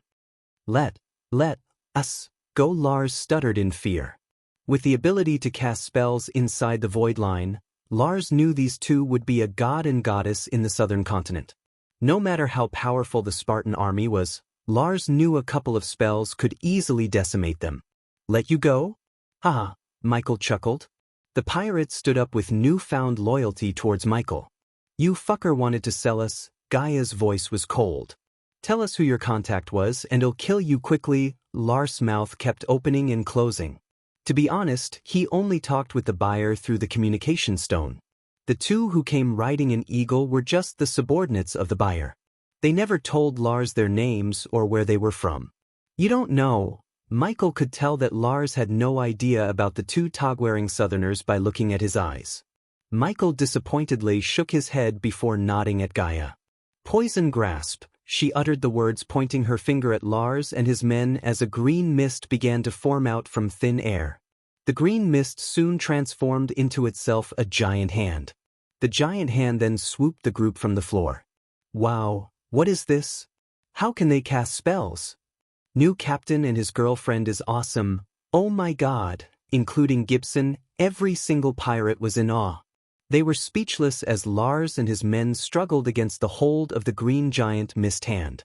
Gaia pointed her fingers at the sky as the green hand ascended from the floor with the men. Inferno, she fired a spark of fire at the green mist. No! Lars and his men screamed. The poison already seeped into their bodies, making them cough out blood. When the fire spark hit the green mist, it instantly caught fire. Soon the green mist exploded, lighting up the night's stormy sky. Their blood rained down on the pirates, making the scene horrifying. She demonstrated what she could do to inflict fear in the hearts of the pirates. Michael just stared at the sky where the group exploded. He knew with cultivation power he could do anything in the southern continent, but rather using his 3-hour power to attack the kingdoms, he wanted to forge alliances with the senates. Controlling the Senate from the shadows seemed to be the best way to go. I had a fever when I wrote this chapter, so please forgive me if you see any typos or errors. I barely got myself up to write. There might not be a chapter released tomorrow as my doctor said to take a day off. Chapter 231, Where Am I? Michael opened his eyes to be welcomed by a blood-red sky. He was floating in the air, but no matter how hard he tried to wiggle his body, he was unable to. System, he called out for the system, yet there was no response. He couldn't feel the system in his soul anymore. Am I dreaming? He took a deep breath, calming his mind. The last thing he remembers was kissing Gaia goodnight. Boom. Suddenly an ear-piercing vibration reverberated the blood-red sky. Along with the vibrations, he was able to regain control over his body. Still floating in the middle of the sky, he looked around to see nothing but barren land filled with dark smoke. There were no life signs, the sky was blood-red, the atmosphere was dark and gloomy. He felt like he stepped into a post-apocalyptic world. While he was staring at his surroundings, he saw a woman and 2 little children. They looked exhausted beyond words as the woman seemed to be walking using her last bit of strength. The 2 children in her hand barely had any flesh, they were just skin and bones. As he was watching them, they stumbled down on the ground. He tried to move his body, but he couldn't. The very next moment, The scenery in front of him changed. After the scenery changed, he wasn't floating in the sky above a barren land. On the contrary, he was floating in a place that seemed to be a city. The sky was still blood red, and although he could see humans walking down on the streets, they weren't much better than the woman he saw earlier. They were all extremely skinny. In their eyes, there was no life. They seemed like zombies who had no desire to live anymore. Looking from above, these people resemble ants as they were obediently walking in a straight line. After staring at the people for a while, he looked at all the buildings which seemed to be made of red cement. When he looked closer, he saw glimmering runes on the buildings. The more he observed the place, the more he doubted that this was just a dream. He was about to call the system again when he noticed a couple of people walking in the line drop dead in a blink of an eye. He expected the people to react to the people before them dropping dead, yet they walked past the dead bodies as nothing happened. Michael was unable to find a logical explanation for everything he had seen in this weird place. Surprisingly, Michael saw hooded figures covered in blue robes descending from the sky. "Hey!" he shouted at them, yet they didn't seem to hear or notice Michael. The hooded figures landed beside the dead bodies. 2005 dead today so far. Yesterday I had burned 4,000 bodies. Their words made Michael frown. "This doesn't seem very dreamy to me," he mumbled. The two hooded figures then waved their hands as crimson-red flames engulfed the dead bodies on the ground. The scenery changed again as now he was floating in the sky above a large circular stage. The stage was occupied by more hooded figures he saw before, children of various ages and more skinny people. Except for the hooded figures, the others were chained and brought to their knees. "Stealing is forbidden and it's a crime punishable by death." Michael turned his head towards the voice's direction to see a hooded figure holding a long scythe. Before the chained man in front of the hooded figure could react, the scythe cleaved his head right off his shoulders. "Skipping the line is forbidden and it's a crime punishable by death," another voice followed by beheading. "Praying to sun god is forbidden and it's a crime punishable by death. Attempting to cultivate is forbidden and it's a crime punishable by death. Using arch energy is forbidden and it's a crime punishable by death." Michael heard the hooded figures on the stage exclaim before they behead the people regardless of their gender. The hooded figures showed no mercy at all. Some crimes like stealing and skipping the line were hardly punishable by death, yet the hooded figures cleaved their heads off for these pitiful crimes. The scenery changed again and again and again. One time, he saw a lifeless airy forest. The other time, he saw people fight like animals for a water puddle. He also saw a 7-foot hooded figure drop a nuke in a city.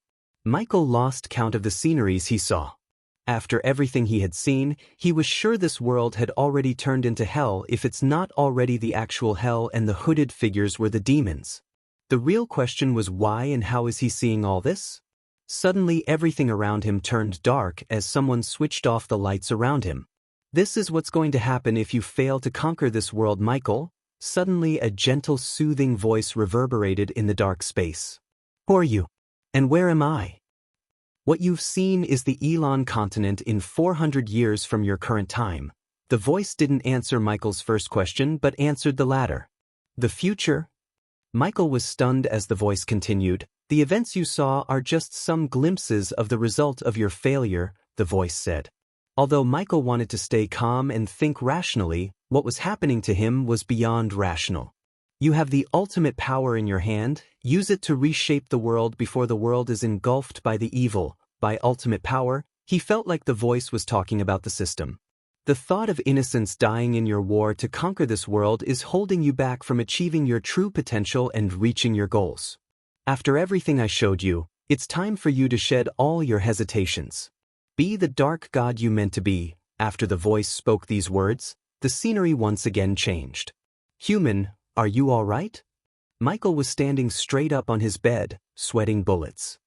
He turned to see Gaia's concerned face. "You were having nightmares," she said, gently wiping the sweat off his face with her nightgown. Instead of telling what just happened, Michael entered the system interface to question it. "System, are you aware of what happened to me now? What are you talking about?" Surprisingly, the system seemed to have zero clues. "Something just took me 400 years into the future and it also knew about you." "What?" The system sounded completely shocked. The system cannot search the host's mind, something's preventing me, he heard the system after a few moments of silence. What else is the voice mentioned? The system asked. Michael sighed before telling everything that happened from the beginning. Since even the system didn't have any idea about what happened to him, he had to discuss this with the system to find some real answers or explanations. It can't be one of the Omegas. When the fuck are you going to tell me about the Omegas and you? Not yet, host. You're not even strong enough to face the Guardians, let alone Omegas. If what you told me is true, it is true, he gritted his teeth as the system continued. You have to focus on taking over this world as it seems to be the crucial step in your journey towards godhood. Are you telling me that I'm a god in the making? Don't get cocky, host. The future is not something set in stone. Anything can change the future. For now, we have to focus on your goals. The system then kicked him out to the real world without a warning. Fuck. He cursed in his mind as Gaia was still wiping off the sweat on his face. We need to talk. Considering the system was no help to him, he decided to talk with Gaia. The two of them leaned back on the bed frame before Michael began to tell everything he saw. There's still a chance that what you saw was just a dream, but what you said didn't seem like a dream to me. After listening to Michael in silence, Gaia spoke. What could be so powerful to show you the future? Some kind of god? You're awfully calm about this. Michael couldn't help but comment on her calmness. Even he was slightly freaking out, she seemed to be less affected than he was. Since you are a freak of nature, everything linked to you is anything but normal. Getting a glimpse of the future is freaky, yet we still have the chance to prevent everything from happening, he nodded to her words. Whatever dragged you to the future is not something we can understand or comprehend unless it allows us to. My question is, however, who were those hooded figures? The Guardians? Or something else? Michael removed the warm quilt to leave the bed. He walked towards the windows. Just like his heart, the sea was also not calm. The storm was still ravishing the ocean violently with the company of the heavy downpour and thunderclaps. Whoever they are, I have a feeling that we'll meet them soon, he said, looking at the dark stormy sky through the window. The flashes of lightning revealed a newly found resolution in his eyes. At this moment, Gaia could tell that something's changed within him. Chapter 232, What are you working on? Gaia entered the captain's cabin to see Michael leaning back on his chair fiddling with nuts and bolts. I just have to calibrate a few things. He was too focused on the project as he failed to notice Gaia looking at his world over his shoulder. She could see it kinda look like the grappling hook they were using, but instead of hooks, she saw him place multiple syringes on a gauntlet. The gauntlet was smaller than the grappling hook. Oh, you're here. Michael finally noticed Gaia. Give me your hand. He didn't even wait for her as he just took her right hand. With her hand on his hand, Michael grabbed the gauntlet before gently placing it around Gaia's wrist. It's gonna sting a bit. What? She felt a sharp pain in her wrist. It was like a couple of bees stinging at the same time. She looked at the gauntlet to see the syringes plunging themselves into her wrist before completely disappearing. Are you gone? Don't move, she was interjected by Michael. She rolled her eyes a bit and looked at him and placed a transparent glass-like sticker on the back of her neck. She expected it to sting as earlier, but she only felt a slight tingling sensation in her brain. When I cut your hand, think of a healing potion, she frowned, but she ultimately nodded her head. With a gentle smile, he picked the dagger hanging from her slender waist. Carefully, Michael made a cut on her left forearm as she thought of a healing potion as he instructed her to. Suddenly, she felt the syringes inside her right wrist move. Can you feel something? Yes, those needles are moving, as she said. A wide grin emerged on Michael's face. It's working. When did I become a guinea pig for you? A cute little guinea pig, Michael chuckled, pinching both of her soft cheeks. It's my new invention. I call this APD. Automatic Potion Dispenser. Michael rummaged through the junk on the table to grab another gauntlet. The name is pretty explanatory. I was able to squeeze in 8 syringes, fill the syringes with whatever potion we need, and whenever we need it, we just have to think about it. APD will inject the potion directly into our bloodstream. The best part is, it's made of junk metal, so no energy radiation. She could tell by his wide grin that he's so proud of his invention. After hearing what he said, it was obvious how useful this could be in a real battle where enemies won't wait until one takes out his potion and uses it. With this, it's almost guaranteed that we'll win the championship tournaments. Gaia's face lit up instantly. She knew in the first couple of rounds, using potions would be forbidden. However, if they used this gadget, the judges would have no idea as it would radiate zero energy. It's cheating, but I like it, she revealed an evil grin. Making the device wasn't costly as it only required him to use some common materials. However, what cost him more was the sticker he placed on Gaia's neck. The sticker was an advanced metal that controls the pulses between the drive and the brain. Since his inventor trait was not high enough to build components that manipulate biochemical signals inside the body, he had to buy it from the system. A single sticker cost him 5,000 badass points, and it could only allow 2 kinds of potions to be loaded into the APD. Ah. Captain. Lord, suddenly, someone awkwardly knocked on the door. He could tell it's Gibson who is standing outside by the voice. What does he want? Let's go see. Michael put on the APD beneath the sleeve before leaving the captain's cabin. When he opened the door, he saw Gibson, Shorty, and a few other pirates waiting for them. In their eyes, there was fear more than respect. The way he killed Bull was still freaking out the pirates. Lord Lucifer, we'll reach the Pirates' Cove in an hour, Gibson said. The sky was unusually clear. Nodding at Gibson, Michael walked to the edge of the ship to soak in all the sunlight. After numerous days of heavy downpour, it was a welcome sight to see the sun once again. I need you to stop drinking, Gibson. Looking at the clear sky, Michael said. I can't have a drunk for a first mate, his words stunned Gibson. This will help you stop the habit. Michael tossed a slimy purple potion to Gibson. He knew how hard it was for addicts to stop their habit. If it was on Earth, recovering from addiction would take an immense amount of willpower and dedication, but in this world, all Michael has to do is make a potion that would help one get rid of the addiction. It's either drink this, get rid of your addiction, and get fucking rich like a king, or end up as a snack for the sharks below. Michael let his words sink into Gibson's mind for a few seconds before offering something that he won't be able to refuse. Plus, he'll get you a new leg, not some wooden artificial stuff, a real leg. Although Michael had no way of making limbs grow again at the current time, he was positive he would get the ability through the system or find a 6-star healer subordinate to do so in the future. Also, he didn't give a shit about others' drinking habits. For all he cared, they could do whatever they want with their gold coins in their free time, but he wanted Gibson to stay clean. Lord Lucifer, you can do that? Gotcha. Michael snickered inside after seeing the excitement in Gibson's voice. Yes, get clean and he'll get you a new leg. The other pirates, including Shorty, also looked excited for their fellow pirate Gibson. Loyalty towards us is the only price you have to pay us.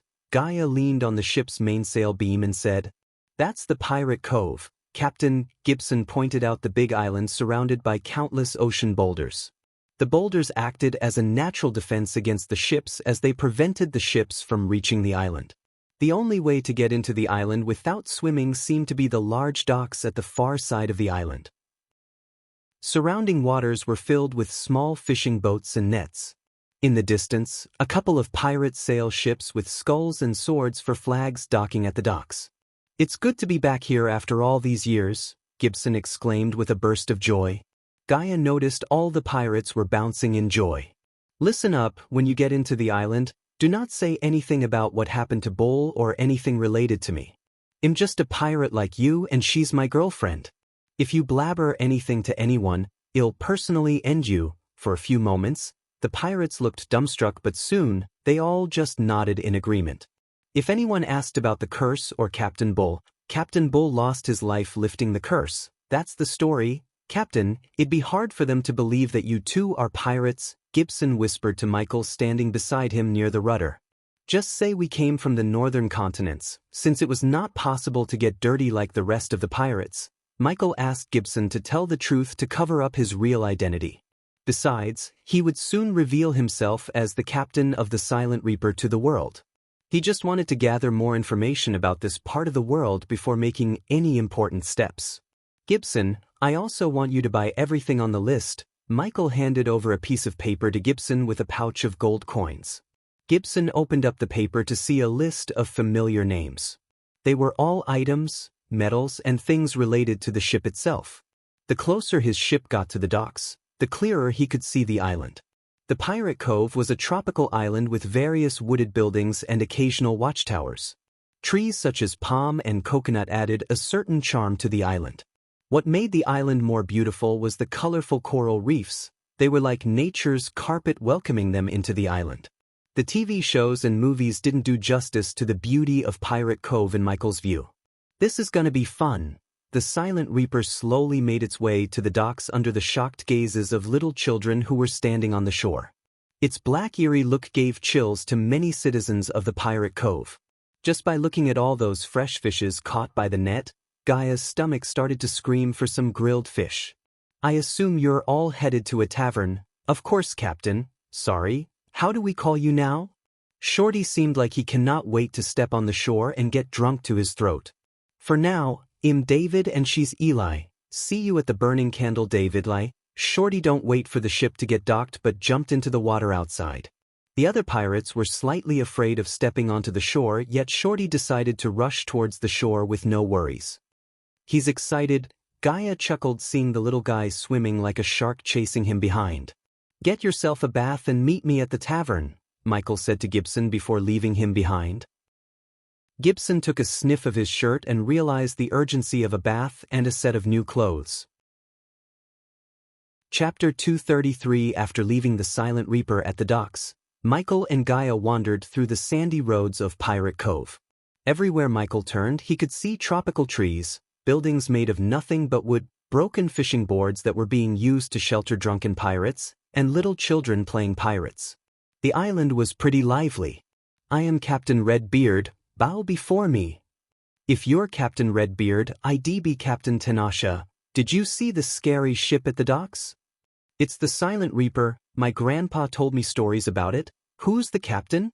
While Michael and Gaia were roaming the island, he heard children and grown men gossip about the Silent Reaper. Because the Silent Reaper appeared at the Pirate Cove nearly 3 decades ago, many stories about the ship turned into rumors. Only a handful of elderly citizens in their 70s had more information about the ship, its crew, and the curse. As he was walking, his courage was raised by the light, which streams through the palm and coconut trees, lighting up the beauties of the island, and stopped to smell the flowers and examine things, which he never thought existed. Cutlasses forged using the finest steel. Rum barrels wholesale. High-quality tobacco and sugar. Under the shade of tropical trees, merchants were shouting loudly to attract the attention of newly arrived pirates. Not a single food stall. Gaia sighed after searching the line of merchant stalls for something to eat. "There's no clothing store either," Michael said. He wanted to change his clothes to blend with the natives, yet wherever he looked, he couldn't find a clothing store or a place where he could buy some piratey clothes. "Let's go to the tavern." Beat. Gaia was sweating as she was inside an oven. The lack of arch energy in the atmosphere took a toll on her body. To find the tavern, Michael didn't have to ask for direction, he only needed to follow the grown men. Eventually, after following some men, they reached their destination. The Burning Candle. Michael read the signboard hanging above an old wooden door. From the outside, it looked lively, folksy, and enchanting. Softwood and well-crafted wooden beams make up most of the building's outer structure. It was near impossible to see through the dirty windows, but the sounds of dancing and singing from within could be felt outside. As they entered the tavern through the well-crafted, wooden door, they were welcomed by amazing but unknown scents and laughing voices. The bartender, who was a middle-aged woman, was a little preoccupied with customers but still managed to welcome them with a wink. It was as engaging inside as it was on the outside. Several walls supported the upper floor and the large candles attached to them. The walls were loaded with hundreds of small ship parts, all signed and most likely donated by fellow pirates. The tavern itself was packed. Pirates seemed to be the primary clientele here, which often led to exciting evenings. Several long tables were occupied by separate groups of pirates, all enjoying themselves, but they kept to themselves. Among the tables were Michael's crew, who seemed to be losing their consciousness due to the rum they were chugging nonstop. Some were even dancing on the table while others were cheering from them by clapping and yelling. The other, smaller tables were also occupied by people who were playing games and, judging by their laughter, were either telling jokes or great, perhaps embarrassing tales.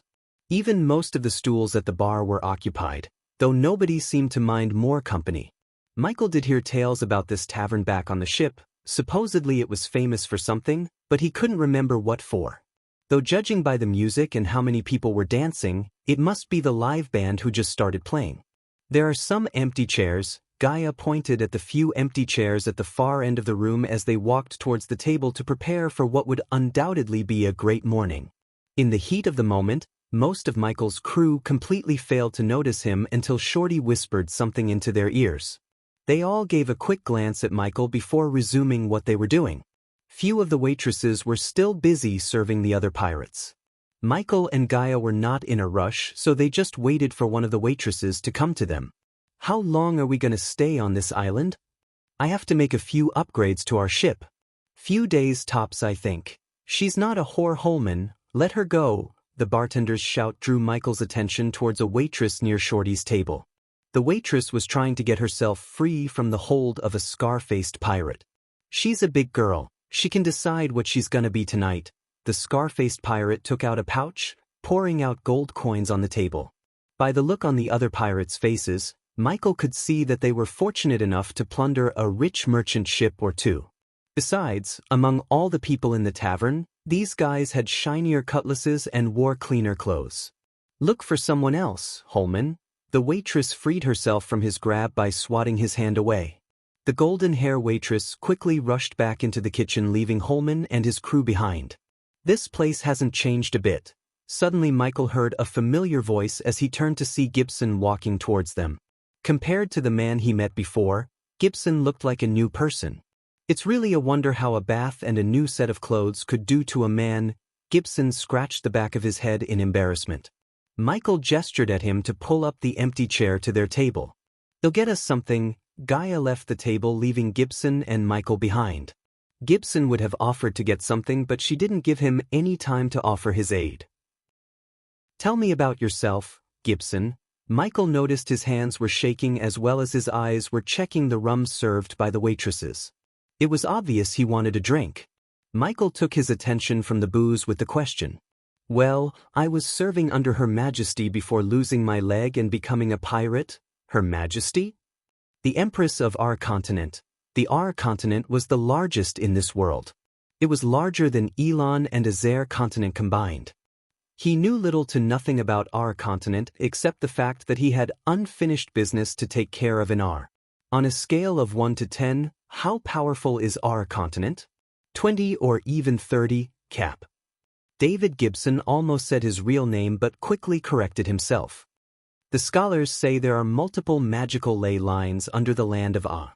Hence, everyone in every kingdom are fucking powerful. Also, those snobby bastards are ridiculously rich. Seems like my kinda place. Well, go there in the future. Gibson was about to protest this idea of them visiting our continent when his eyes widened in shock. He noticed Holman checking out Eli, the girl who killed a group of pirates like they were nothing.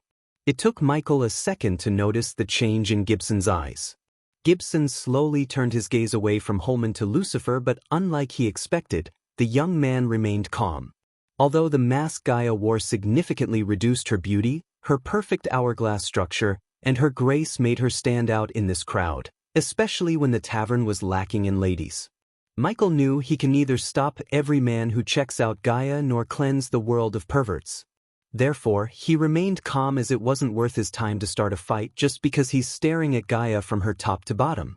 Right at the moment, Michael noticed another set of eyes staring at Holman and Gaia. The figure was wearing a hood to cover his face. He wore what a typical pirate would wear, except his boots looked military. Now that the figure attracted Michael's attention, he noticed the figure was sitting in front of glass bottles on the table before the bartender. For a normal person, it would raise no flags, but for a highly trained assassin like Michael, it said many things about the figure. Gibson heaved a sigh of relief when Gaia left the bar counter without giving Holman a chance to mess with her. The tavern was neutral ground and a place under the protection of the 3 great pirate captains. Fighting inside the tavern was forbidden. If anyone tried to start a fight, they would become the target of 3 captains. The last thing Gibson wanted was Lucifer to kill the 3 pirate captains and mess with the equilibrium of the pirate world. The figure quickly turned his gaze away from Holman as he pretended to take a sip from his mug, but Michael saw him using the glass bottles in front of him to monitor everything around him. Using reflective surfaces to monitor the area was a classic trick used by spies and assassins. Michael couldn't help but wonder what is a spy or an assassin doing in a tavern like this. Gaia placed a tray with 3 mugs filled with rum and 3 grilled salmon on the table before sitting beside Michael. It'd be weird if I ask for water to drink in this place, so just pretend to drink the rum, she said as her eyes looked at Gibson. Pretend, got it Eli, Gibson mumbled as he reached out to touch the grilled salmon because he thought one of the 3 plates of fish was his. Plop. When his hand were about to touch the fish, he was swatted away by Gaia. Don't even think about it, Gibson saw Lucifer chuckle while Eli began to dig into the grilled fishes. Fuck, it's bad yet I can't stop eating, she said, cleaning the fish to its bones. While Gaia was stuffing her belly, Michael was calmly looking around the tavern, listening to all the conversations going around him. Who the fuck gave you this? Yet again, Michael heard Holman's voice. This time, Holman's shout silenced the entire tavern. Every pair of eyes were on Holman as he trembled in anger. It was him. The waitress pointed her hand at none other than Michael himself. Michael was taken aback by surprise by the waitress' words. Everyone in the tavern, including Gibson and Gaia, stared at Michael. You! Holman gave a kick to the table in front of him as the table violently clashed with the wall. The sounds of plates and mugs scattering on the floor could be heard throughout the tavern. Chapter 234. Michael was pretty confused for a moment, except when he saw the hooded figure staring at both him and Holman. He began to doubt that this might be the hooded figure's handiwork. He's good, Michael couldn't help praising the hooded figure. Although he kept his eyes on him, the hooded figure still somehow managed to orchestrate something to make Holman pissed off at him. What was on the piece of paper Holman's holding was still a mystery for him, yet it was enough to make Holman and his crew very angry. Ah shit, here we go again. Gaia rolled her eyes. She was too focused on filling her belly that she failed to notice the hooded figure. Cool your pants, Holman. Fighting is not allowed here, the bartender lady yet again shouted at Holman. It somewhat slowed down Holman's walking pace towards Michael, but it didn't evaporate the anger in his eyes, not at all. Meanwhile, everyone in the tavern seemed extremely excited to see some action, including Michael's own crew. Unlike the rest of the pirates, his crew knew the result of the upcoming fight, yet they wanted to see some fancy magic again. Oh, this is gonna be good. Who is that guy? I've never seen him before. Look at the way he dressed. He might be someone from the northern continent. Who cares where he's from? Let's enjoy the show. Go get him, Holman. Yeah, fuck him up. The pirates were drunk. They wanted to have some fun besides drinking, and what was happening right in front of them began to quench their thirst for blood and chaos. You and me, outside. The fish is tasteless anyways. She wiped her mouth with a white cloth as Gibson just stared at her stunned because there was nothing but fish skeletons on her plate. She almost licked the plates clean, yet she seemed so disappointed. Her appetite really did shock Gibson. David, let me go talk to him, Gibson whispered to Michael, who was still leaning back on his chair as nothing happened. I like where's this going? Michael took a glance at the hooded figure sitting at the bar counter before standing up. He brushed off some of the dust on his dress as Gaia and Gibson stood up to follow him behind. In a couple of minutes, the whole lively tavern became empty as everyone went outside to see the fight. Even the bartender quickly cleaned the glasses to get outside. Is it too early to show us who we really are? Gaia asked while walking behind him towards the door. Way too early. When Michael opened the door, he was welcomed by a large crowd consisting of children, pirates, ladies, and surprisingly a couple of dogs. The crowd was standing in a circle. In the center of the circle was Holman. Michael immediately got all the attention when he stepped outside. I don't know who set you up, but I'm gonna find out. Holman removed his shirt, showing his scar-filled torso. He was flexing his muscles, kicking the sandy mud on the ground and snarling his teeth at Michael. All of his gestures really made Michael wonder what the hell was on that piece of paper that made Holman so mad. Michael stared at the crowd, searching for the hooded figure. It took Michael a couple of seconds to find the figure standing on a balcony of the building next to the tavern. The balcony had drying clothes that helped the hooded figure hide behind. "I don't know what's on the paper, but I had nothing to do with it," Michael calmly said while the crowd opened up to make way for him to the center of the circle. "Let me be the judge of it." Holman, however, did not listen to Michael. He seemed like he wouldn't back off without a fight. Fight. Fight. Fight. Fight. The pirates lost their patience as they began to chant the word fight over and over again. Right at the moment, Michael was standing just a couple of meters away from Holman. Gibson and Gaia were standing right behind Michael while Michael's crew stared at the scene with a rum bottle in their hands. "Who wants to bet?" Shorty shouted at the people, taking out a pouch of coins. "Place your bets and win 5 times the coins." Shorty used the pirate's drunk status to his advantage. "Hell yeah, 50 coins on Holman, 100 on Holman, 5 times you bastards. Take out your coins and be a man." Shorty riled up the pirates to bet more. Shorty picked up one of his fellow pirates' hat to collect all the coins along with the bidder's name. He was surprisingly quick to get coins from almost everyone except a couple of dogs in the crowd. After collecting the coins, Gaia saw Shorty tug her sleeves. "Can you tell Cap to take a few punches before finishing him off?" "You are one little fucker," Gaia chuckled, seeing Shorty's courage and stupidity. He really surprised her by asking her to ask Michael to take a few punches just because Shorty wants more people to bet on Holman. He may be a little crazy, but Gaia liked his quick wits and courage. "Well, split the coins, 50-50, really?" "I mean, yeah, sure." Shorty wanted to keep everything to himself, but what Gaia said freaked him out, yet he had to agree with her. He was not that stupid to argue with a woman who could kill him using her pinky. "Take a few hits." Shorty saw Gaia place her hand on her ear, whispering something. Shorty then noticed Lucifer turn his head for a second and nod. "All right, are we doing this or what?" Michael asked Holman, who was still flexing his muscles to attract the ladies in the crowd. "We're doing it." Holman finally stopped flexing his muscles after hearing Michael's words. After reaching 89% mastery over the fighting technique Gaia taught him, he could predict almost every possible move Holman would make in the next few seconds. If Michael wanted to, he could knock out or kill Holman in just a kick to his neck. However, he decided to take a few punches from Holman, not because Gaia asked him to, but because he wanted to see how strong are these people compared to those in the northern continent. Since they were unable to use arch-energy or any kind of energy, he wanted to see if they were blessed with some other powers such as strong bodies. Holman rushed at Michael, slightly covering his face like a boxer. He was obviously expecting Michael to throw a punch, but unlike he expected, Michael just stood there. Because he never put up his guard, Holman quickly threw a punch at Michael's face. The very moment Holman's fist connected with Michael's face, it produced a thopping sound as the force of the punch pushed back Michael several steps backward. At the same time, the APD kicked in, injecting the healing potion into his bloodstream.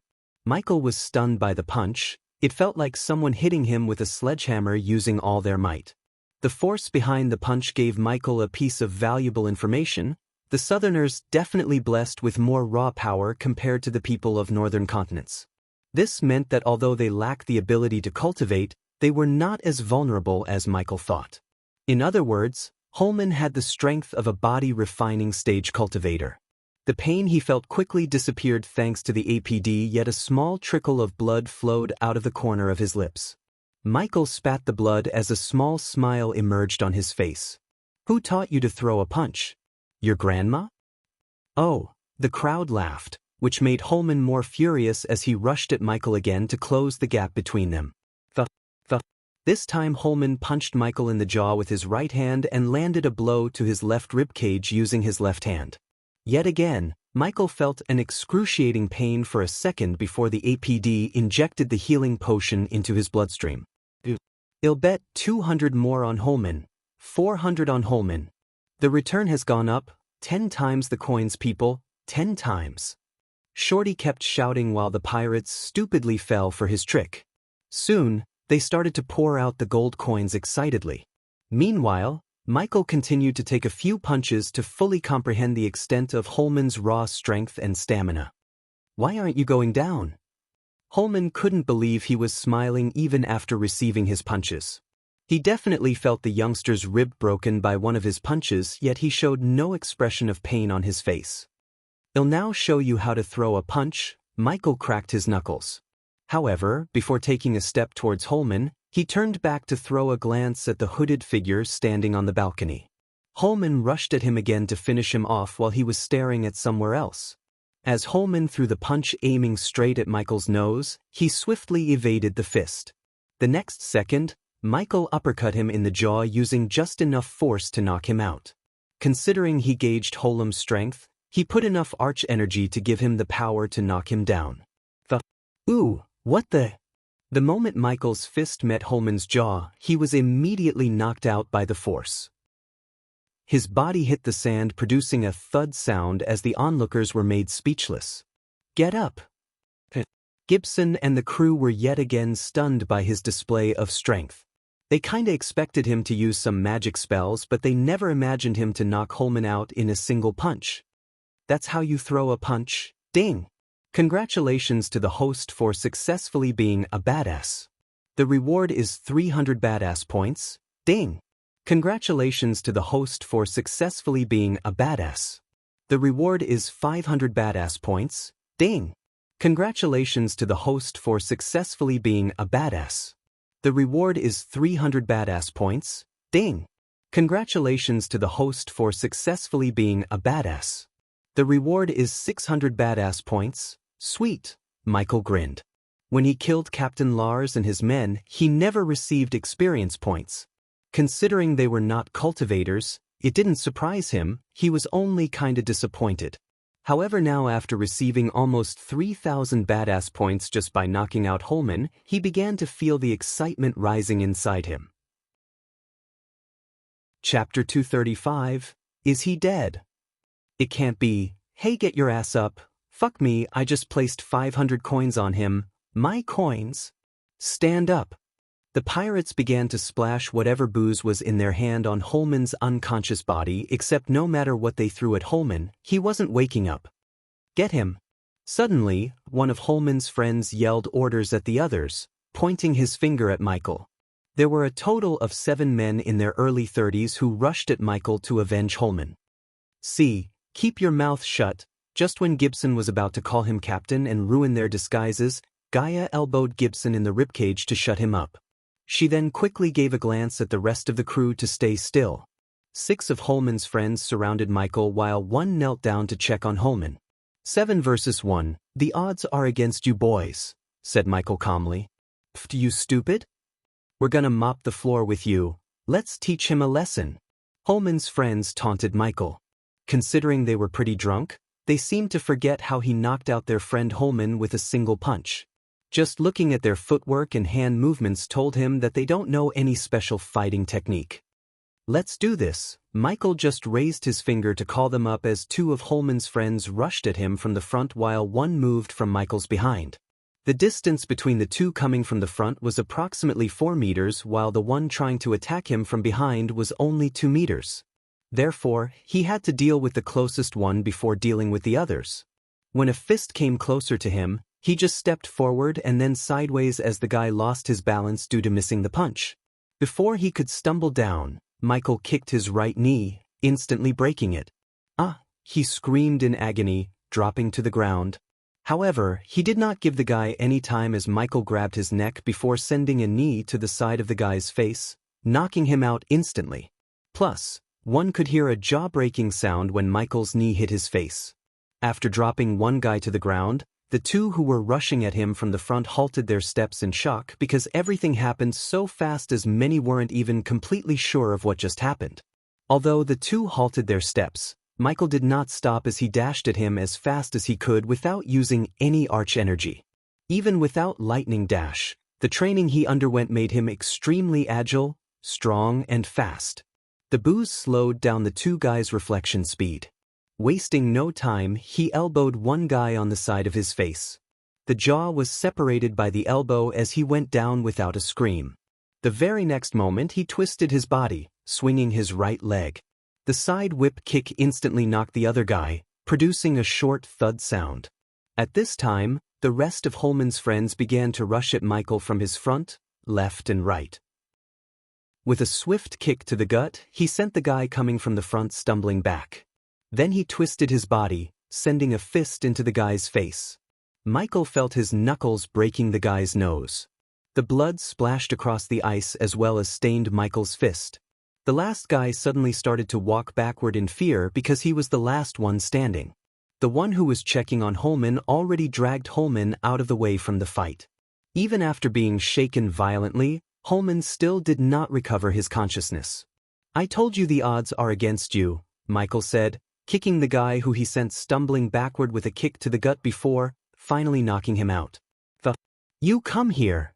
the last guy screamed at the one who was pretending to check on Holman. One could see that the guy was freaked out seeing his friends getting knocked out one by one.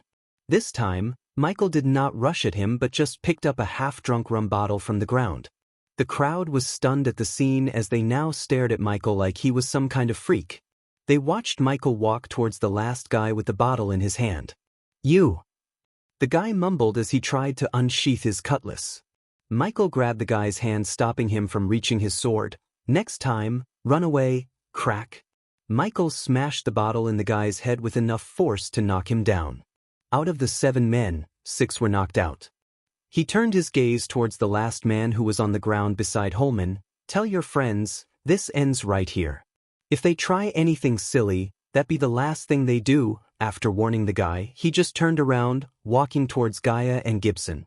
"Put this in your ear." He placed an earpiece in Gibson's hand, whispering to put it into his ear. Among the chaos, no one noticed the little exchange between Michael and Gibson. The onlookers were too focused on losing their money to Shorty. After Michael left the area, Shorty did not linger around as he knew the pirates would rob him blind if he stayed. Shorty gathered his crew before running behind Gibson.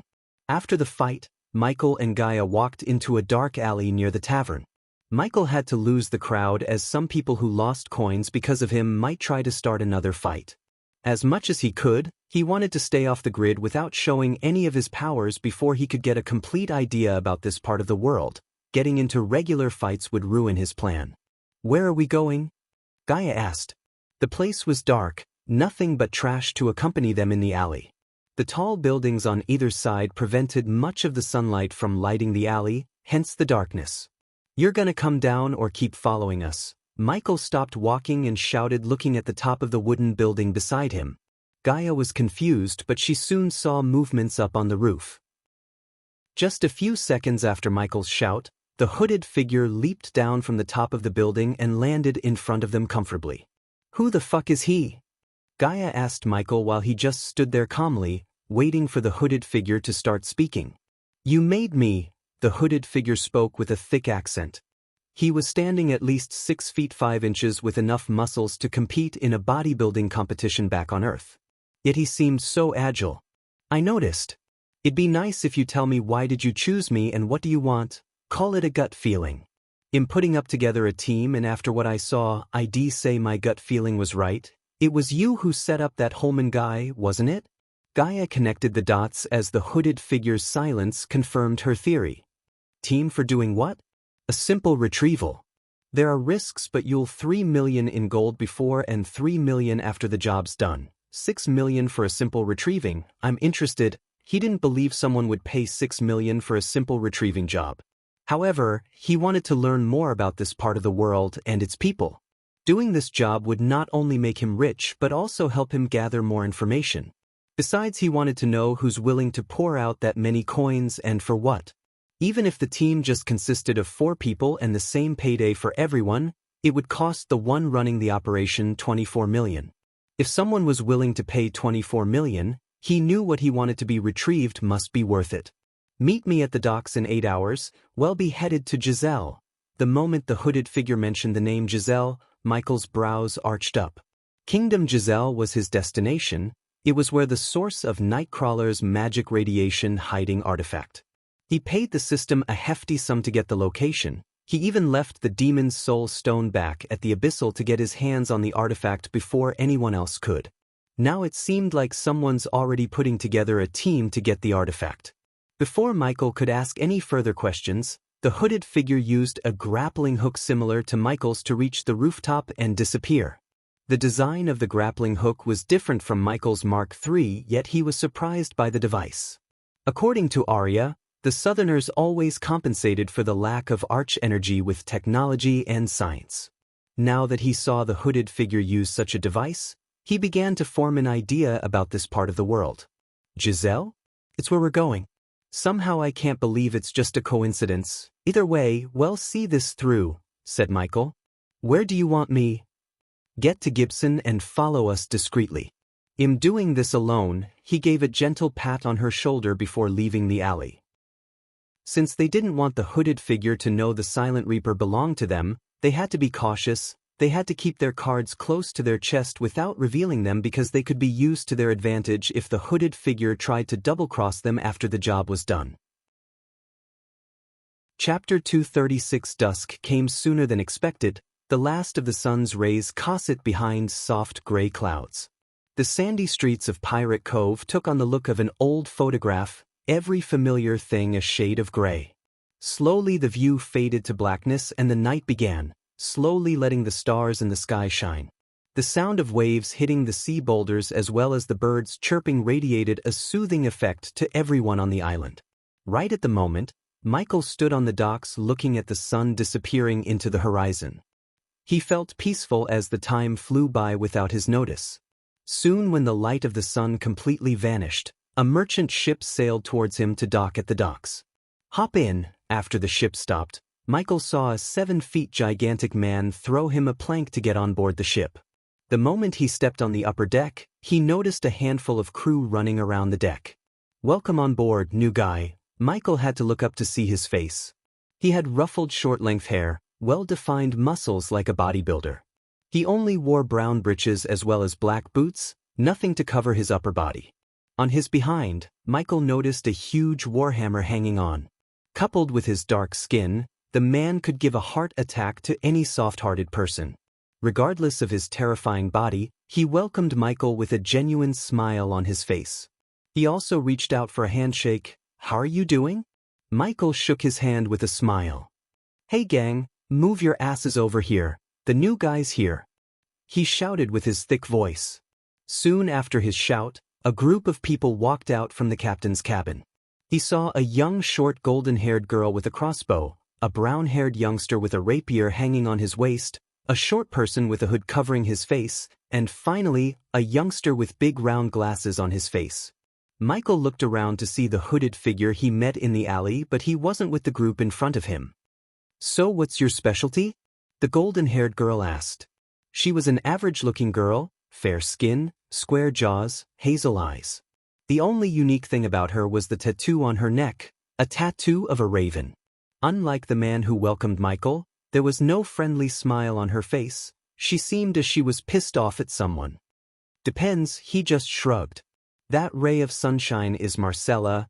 The big man began to introduce them one by one to Michael. He calls himself Brownie. He pointed at the brown-haired youngster. I think it's something to do with his brown hair, the big man whispered with a chuckle. After introducing Marcella and Brownie, the big man pointed his finger at the short hooded figure. That's Jesse, the big man said as Jesse waved his hand.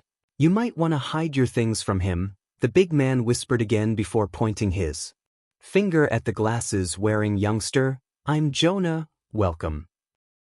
Welcome aboard. Before the big guy could, the youngster introduced himself with an awkward smile. You can call me Logan. Logan again reached out for a handshake. David, once again, Michael shook his hand. You got quite a grip, David. Logan gave a friendly pat on Michael's back. I don't see any peace on you, David. Where we are going, you'll need something, Marcella said. Let's bring him up to speed. Michael turned his head towards the captain's cabin to see a bald, muscular man with various tattoos covering his neck walking towards him. Judging by the height and the device strapped around his wrist, he knew this guy is the hooded figure he met earlier. The man had tan skin, a round face with small lively eyes.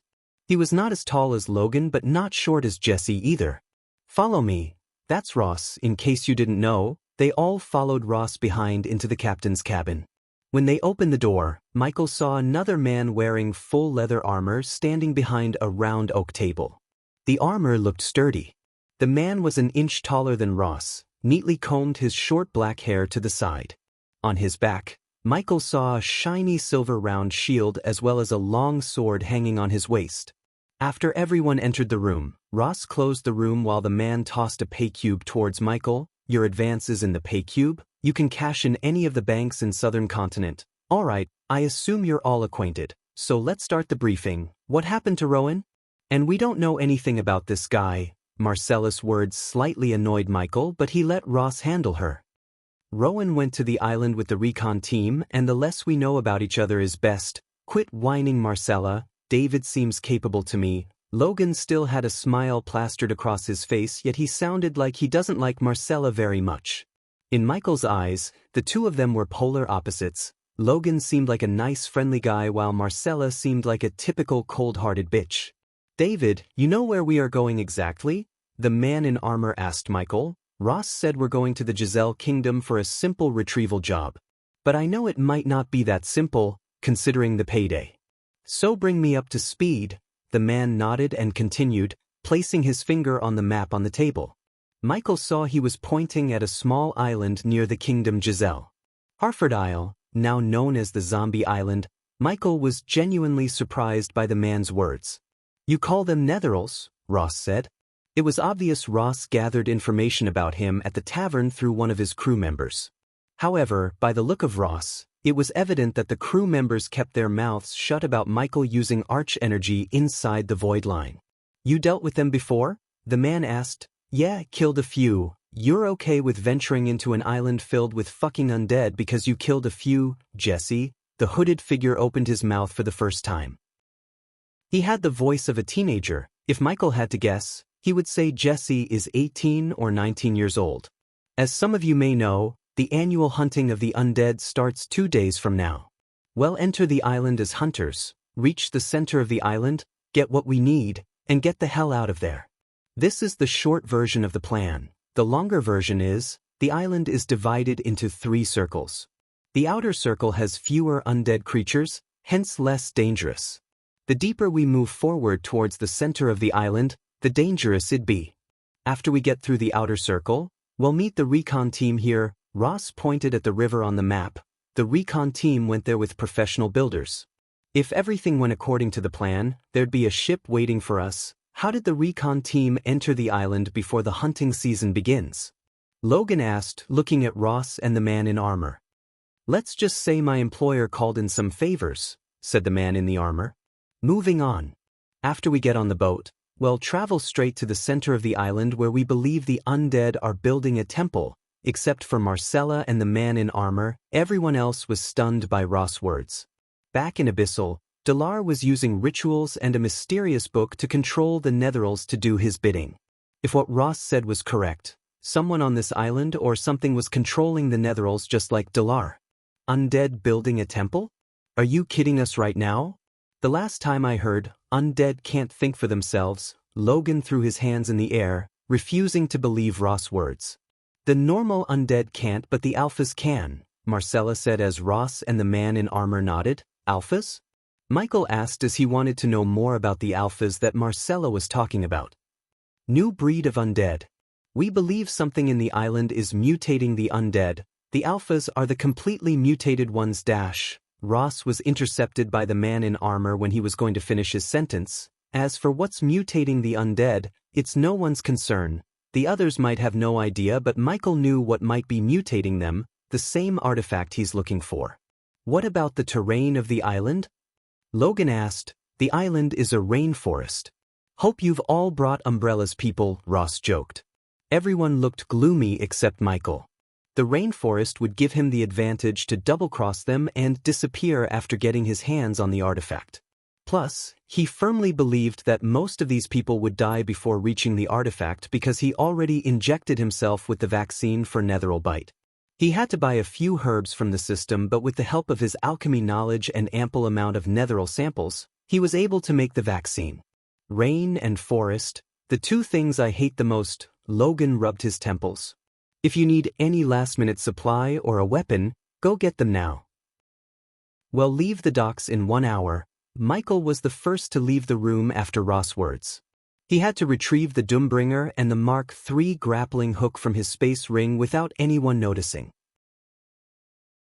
Chapter 237, I thought you were a sword kinda guy. When Michael stepped onto the upper deck, Logan came to him with a surprised look on his face.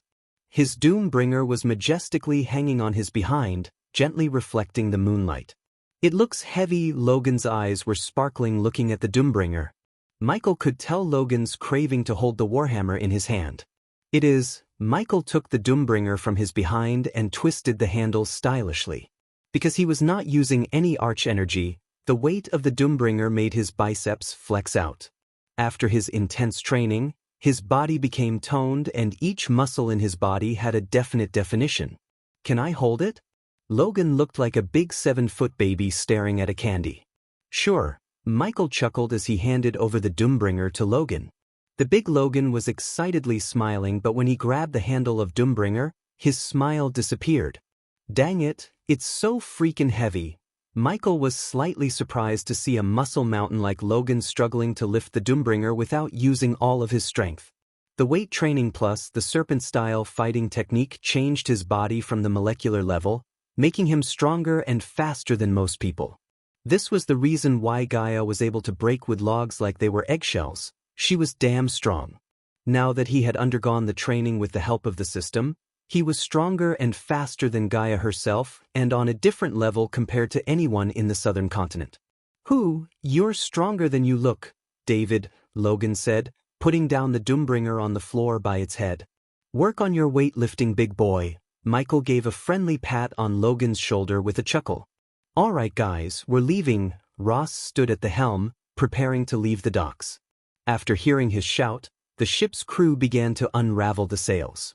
The ship slowly started to move as they all felt a sudden jerk. Michael walked over to the edge of the ship, leaned on the edge, looking at the starry night above the peaceful ocean. So what do you think about the team, David? Logan leaned on the wooden railing beside him. No clue. What's your take? You know what? I'm glad you're here because you're the most normal person on the ship. Michael looked over his shoulder back at the team and couldn't help but agree with Logan.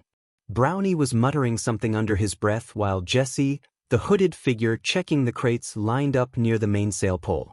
On the far end of the ship, Jonah appeared to be occupied with the starry night. Although Marcella seemed normal, Michael knew she would be the last person to talk to in the entire ship.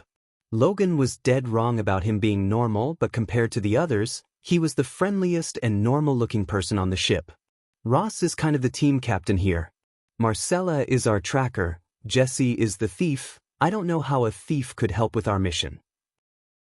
I heard Brownie is some kind of undead expert, and Jonah, I have no idea why we are bringing him along with us. Michael took a mental note in his mind. If he wanted to double-cross them at the end, he needed to know everything there is to know about them. How do you know all this? He asked Logan. Because I was the first to get recruited by Ross, Michael nodded. And let me guess, your specialty is killing undead, overgrown beasts, bandits, etc., etc. The mercenary job requires killing pretty much all the above. Being mercenary wasn't very much different from being an adventurer. They both would get the job done for an amount. Since Logan didn't seem like a genius guy, he made the right choice by becoming a mercenary in Michael's mind. Also, Logan seemed like a nice, easygoing guy. I guess you're also here to keep the undead from killing the team. Yeah, you can say that. Why did you come to the southern continent anyways? I thought you cultivators hated crossing the void line. You know. Michael was slightly surprised, but he could tell Ross might have told Logan about where he came from. Come on, the way you dress is kinda dead giveaway. Besides, H and Ross told us about you. H? You mean the guy in armor? Yeah, no one here knows his real name, he just goes by H. I don't know what his deal is, but he rubbed me the wrong way. Whatever, tell me, David, do you miss being a cultivator? What could have possibly made you come here? Michael didn't feel like Logan was prying but was genuinely curious about the reason for his trip to the southern continent. Besides, it was a logical question as cultivators rarely came to the southern continent. No matter how powerful a cultivator was, if he crossed the void line, he would instantly turn into a mortal. Well, I like to travel and always wanted to see what the southern continent looked like. Let me tell you about the southern continent. It's like a shiny apple that is rotten in its core.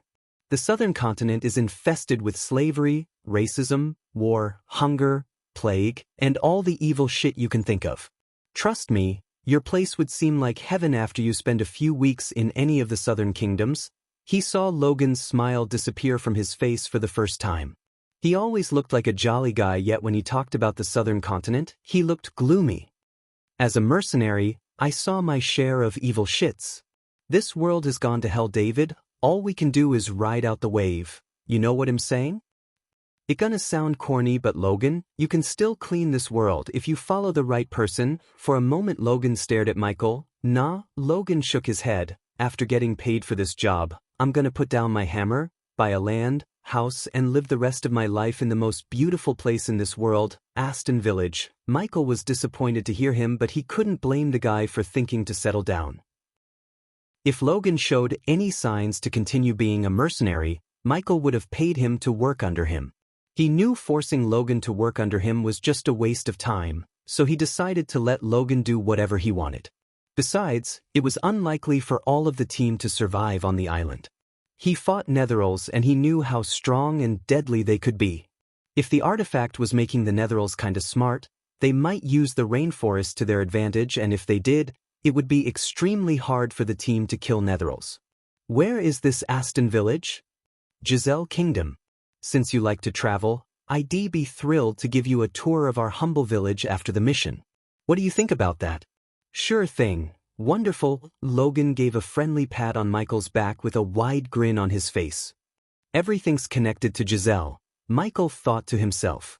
Michael already decided to conquer the Giselle Kingdom first. By conquering, he wanted to control the Senate or most of the senators. He had no time or desire to play the king for now. His goal was to form two armies, a naval army using the pirates and a military using gladiators and the slaves of the southern continent. I got to take a leak. Logan rubbed his belly before leaving the place. Gaia, do you have eyes on the ship? He established a connection to Gaia through his earpiece. Yep, we're perfectly blended with the darkness and following your ship. Michael looked around slowly, except he couldn't see the Silent Reaper or any other ships following them. I can't see you, which means others can't too. It'd be tricky after the sunrise. Don't worry about us. We know their destination, so we'll make it to the island faster than you are and wait for you there, said Gaia. After exchanging a few words with Gaia, Michael cut the connection before someone could notice him moving his mouth. Marcella was always looking at everyone as she was spying on them. She seemed particularly suspicious of Michael for some reason. Michael noticed this, but he chose not to make any moves on Marcella because if everything went according to his plan, she wouldn't be a problem and most probably the undead would take care of her. Suddenly Michael heard a loud thud sound coming from one of the crates lined up near the mainsail pole. Marcella immediately raised her crossbows as the others who heard the sound turned their gazes at the crates. Captain! Did you hear that? It's coming from one of those crates. What do you mean crates? I loaded them. There's nothing but food in those crates. Michael noticed Ross leaving the helm while Marcella loaded a bolt into her crossbow, ready to fire at whatever was making the sound. Let me out. This time it was not a thud sound, but a voice of a young girl came from the crates. What's going on here? Michael saw H, the man in armor, coming out of the captain's cabin after the commotion. He looked at Marcella and then at Ross. Someone's in there, Marcella coldly said. I'm coming out of this bloody crate. Chapter 238. The crew members quickly unsheathed their cutlasses to attack the intruder as soon as she came out of the crate. Pretty much everyone had their weapon in their hand except Michael and Ross. Michael really didn't think that whoever was inside the crate posed a threat, hence he still seemed calm.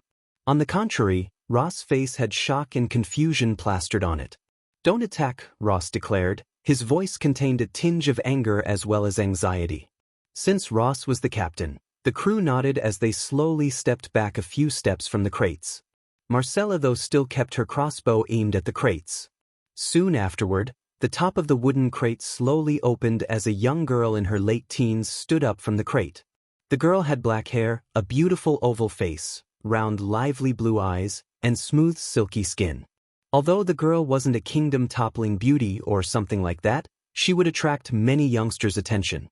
Maria, what the hell are you doing here? Marcella turned her gaze towards Ross. She was surprised. Not only Marcella but everyone on the ship was surprised by Ross' words. Ross, who is she? H asked with a deep frown on his face. His voice was not as friendly as before. The girl just stared at Ross' face, expecting him to answer the question instead of introducing herself. She's my daughter and she's leaving. Ross tried to grab her by her elbow but she swatted away Ross' hands before he could touch her. Daughter? Ross has a daughter? What is she doing on the ship? The sudden appearance of Ross' daughter made the crew gossip as the silent atmosphere of the ship disappeared. How did she get into the crates? Jesse, the thief, opened his mouth, directing the question at Ross himself. Maria, whatever the reason you have for being here, I don't care. You need to leave. His words were like that of the father, caring yet strict. I'm not going anywhere. I'm coming with you to the undead island. Whether you like it or not. The girl folded her arms against her chest, refusing to listen to Ross. For a few moments, no one could hear a sound except for the sound of waves hitting the ship's hull. Everyone was stunned listening to the girl. Many wouldn't dare to look in the way of the undead island, yet Maria was trying to go to the island for some reason. Come over here. This time, Ross didn't let her swat his arms away as he grabbed her by her elbow. Everyone saw Ross dragging the girl to a corner of the ship, away from prying eyes and ears. Marcella called out one of the crew members staring at Ross and Maria. Her shout immediately brought back the crew member to his senses. Huh? What was supposed to be in those crates? Marcella asked. Ah shit. The crew member cursed as some of the crew members began to sweat bullets. Seeing their reaction to her question, Michael's curiosity piqued. Food, we were keeping 2 days' worth of ration in those crates. Right after the crew members answered, even Michael's calm expression changed. The ship at least contained 50 people including the team. If they didn't have food to fill those bellies, they would be in big trouble before even reaching the island itself. A big person like Logan would have to eat an ample amount of food to sustain his body, except that they seem to be lacking food. Tell me you keep extra ration somewhere here. Marcella gritted her teeth. The crew member was shivering and walking backward in fear. We do? Her anger somewhat lowered down by his answer. It could only feed everyone for a day, another crew member said. They were short on rations as the journey to the island would take 2 days, if the wind was on their side rather than against them. Maria had already compromised the mission by throwing away their food. Even Michael had to eat if he didn't want to use precious arch energy to sustain his body. H and Ross were busy talking to Maria while the rest of them looked at each other's gloomy faces. You idiots! Marcella lost her temper. She yelled at the crew members. What were you doing when she was throwing away the food? How about I throw your useless asses off the ship? Calm down, no one's thrown anyone off the ship. Logan interfered before the situation escalated into a fight. We'll just have to manage with the ration we have and try to dash. Try to do what? You want us to fish or magically create food for all of us, Marcella rebuked. If we could divide the ration into dash. Shut up, glasses. When Jonah tried to offer a solution, she shut him up with a shout. She was really pissing off Michael. Instead of thinking of a solution to their problem, she kept throwing temper tantrums. In other words, she was being an A-grade bitch. Jonah, go and figure out how we should divide the rations, Brownie said, giving a friendly pat on Jonah's shoulder. If anyone has prior experience of fishing, get to work. I assume you keep fishing equipment in the ship. Yeah, we do. On top of being an expert on the undead, Brownie seemed like a guy with good leadership skills. After the crew members ran to the lower decks, Marcella returned to her quarters uttering no words. Do you know how to fish on a running ship, David? Logan asked, rubbing his temple. Nope, how about you? I was kinda hoping you would lend me some fish, Logan chuckled, regardless of their current situation. What were you thinking, Maria? The undead island is not a place you would go to despise your father. I'm going because of you, to fix your mess. Ross was stunned as she continued. I told you not to do anything when you found the weed in my locker, but what did you do? Interrogated Johnny like he's some kind of criminal and informed him to the academy. She was shivering in anger at her father. If it wasn't for people standing nearby, she would have shouted to vent her anger. Every time you enter into my life, you fuck up everything. Why can't you just be a normal father for once? Her voice broke at the end. I don't regret my actions, Maria. But you will if you come to the undead island. You're gonna jump onto the boat and go home, end of discussion. She stomped the wooden floor in anger. I can come with you and you can keep me safe, or I'll go to the island by myself and probably die. Either way, I'm going after Johnny. After Mariah's mother died because of netheril bite, he always drowned himself in work, commanding a Spartan unit of Giselle. Maria always blamed Ross for killing her mother instead of locking her in a room until someone finds a cure for netheril bite. Coupled with her anger and Ross' separation from Maria distorted their relationship. Johnny is not the right guy for you, Maria. He's not worth this risk. Please for once quit being stubborn. Ross begged her to reconsider going to the undead island, yet she seemed resolute in her decision. Since this was the hunting season, there would be many ships approaching the undead island in the next few days, and he knew she would be able to get into any of those ships to reach the island. He would never forgive himself if he let her go alone and die, hence he reluctantly decided to bring her along with them. At least he would be there with her to protect her. The island already took his wife away from him. He would never let the island do the same to his daughter. You stay with me all the time. Ross took a deep breath and spoke. Do you have any idea where Johnny might be on the island? We'll be much safer with the team and they won't come looking for Johnny with us. She retrieved a map from the bag hanging on her waist. My friend took this from one of the crew members of Johnny's ship. She handed over the map to Ross. The moment he opened the map, he was stunned because the X mark on the map was the location of the artifact he's looking for. This meant that another team is looking for the same artifact as he is. He's going to the island's center. She frowned, looking at her father's serious look on his face. What does it mean? It means he's with the team that's searching for the exact thing as we are. While they were in the middle of the conversation, H came back. Ross handed over the map to him. H too had the same look on his face as Ross when he laid his eyes on the map. Another team is hunting for the artifact H. Do you know about this? H shook his head. Thanks to your daughter, we have no food to sustain for more than a day. Now this, we have to sail faster, Ross. H handed over the map back to Ross before looking at Maria. What are you gonna do about your daughter? She's coming with us. You kidding me? She's a civilian, not to mention a liability. She's already compromised the mission by throwing away the food. I won't let her jeopardize the mission further. This is my operation and my decision, H. If you don't like the way I do things, you can report me to the Senate and we both know who they gonna support. H knew his words were nothing but the truth. Until they could find the artifact, H knew he had to rely on Ross' skills. The Senate leaders personally appointed Ross for this mission. The last thing H wanted is to piss off the Senate leaders, which would piss off his employer. This is a bad idea, H said before walking away. This is, Ross said to himself.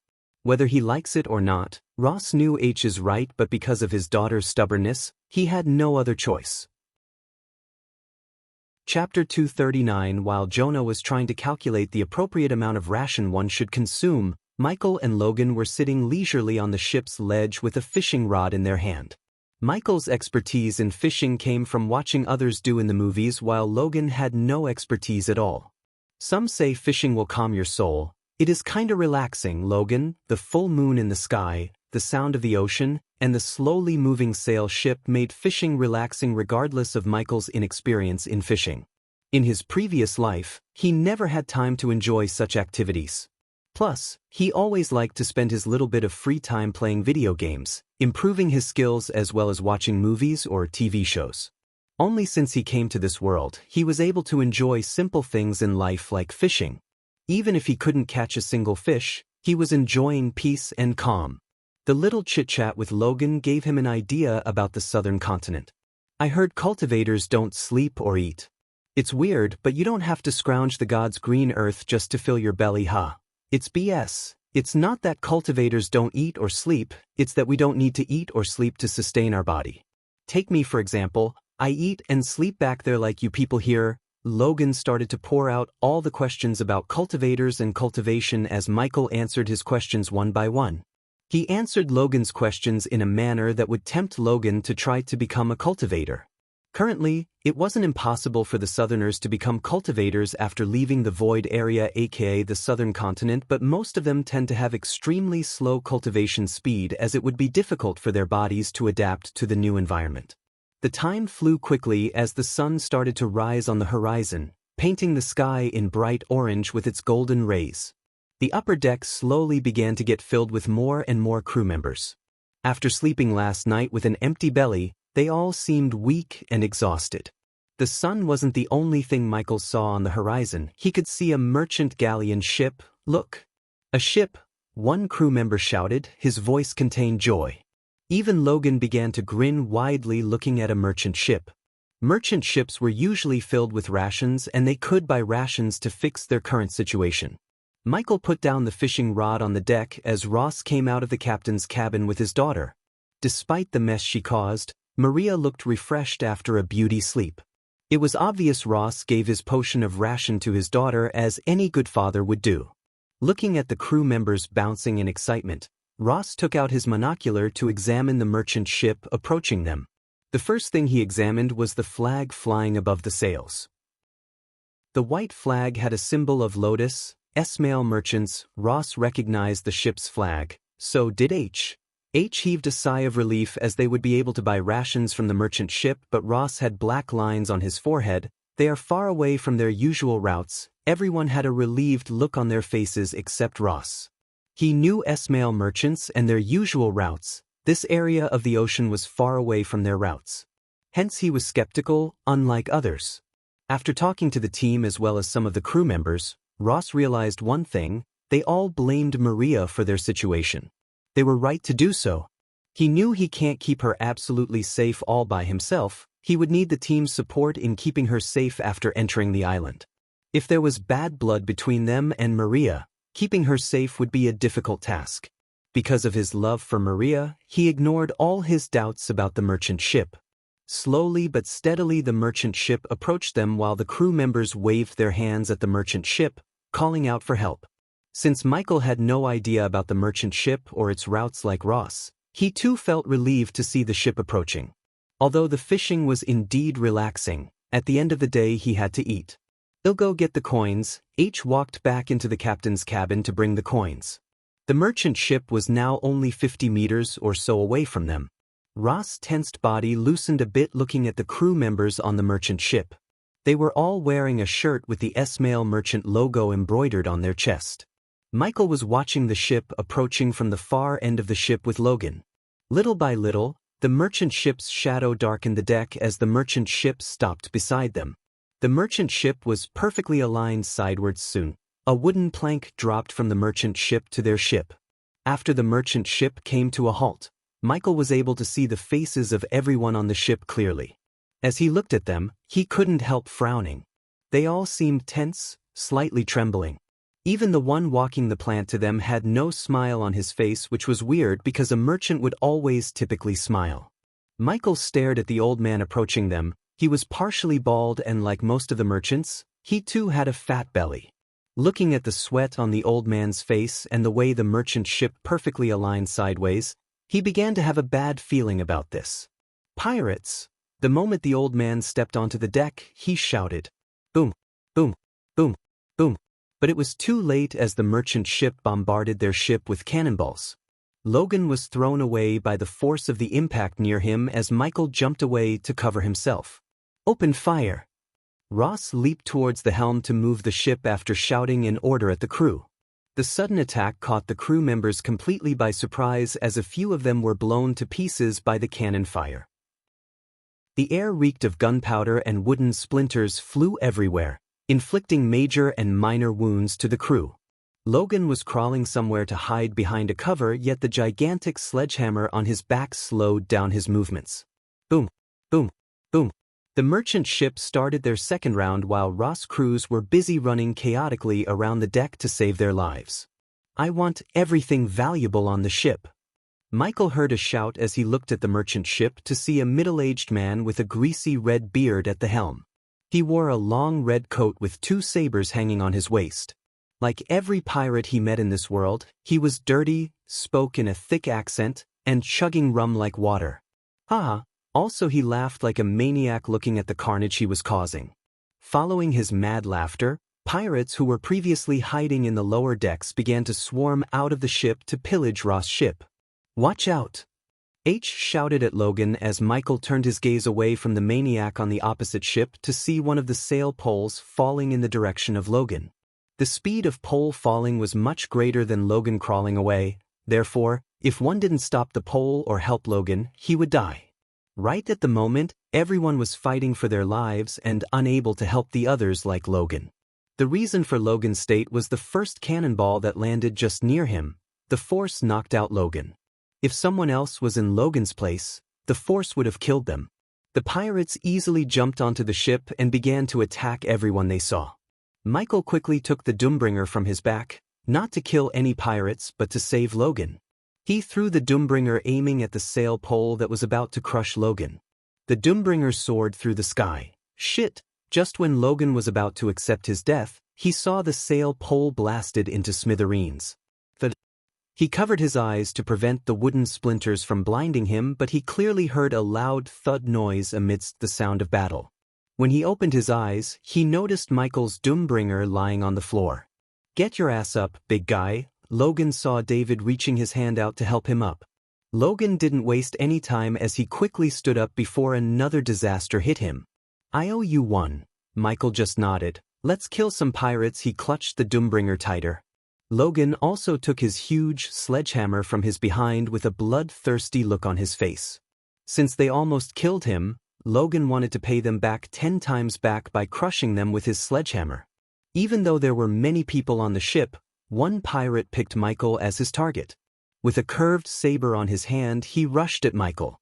Looking at the pirate running towards him, he swung the Doombringer as fast as he could. His speed caught the pirate off guard.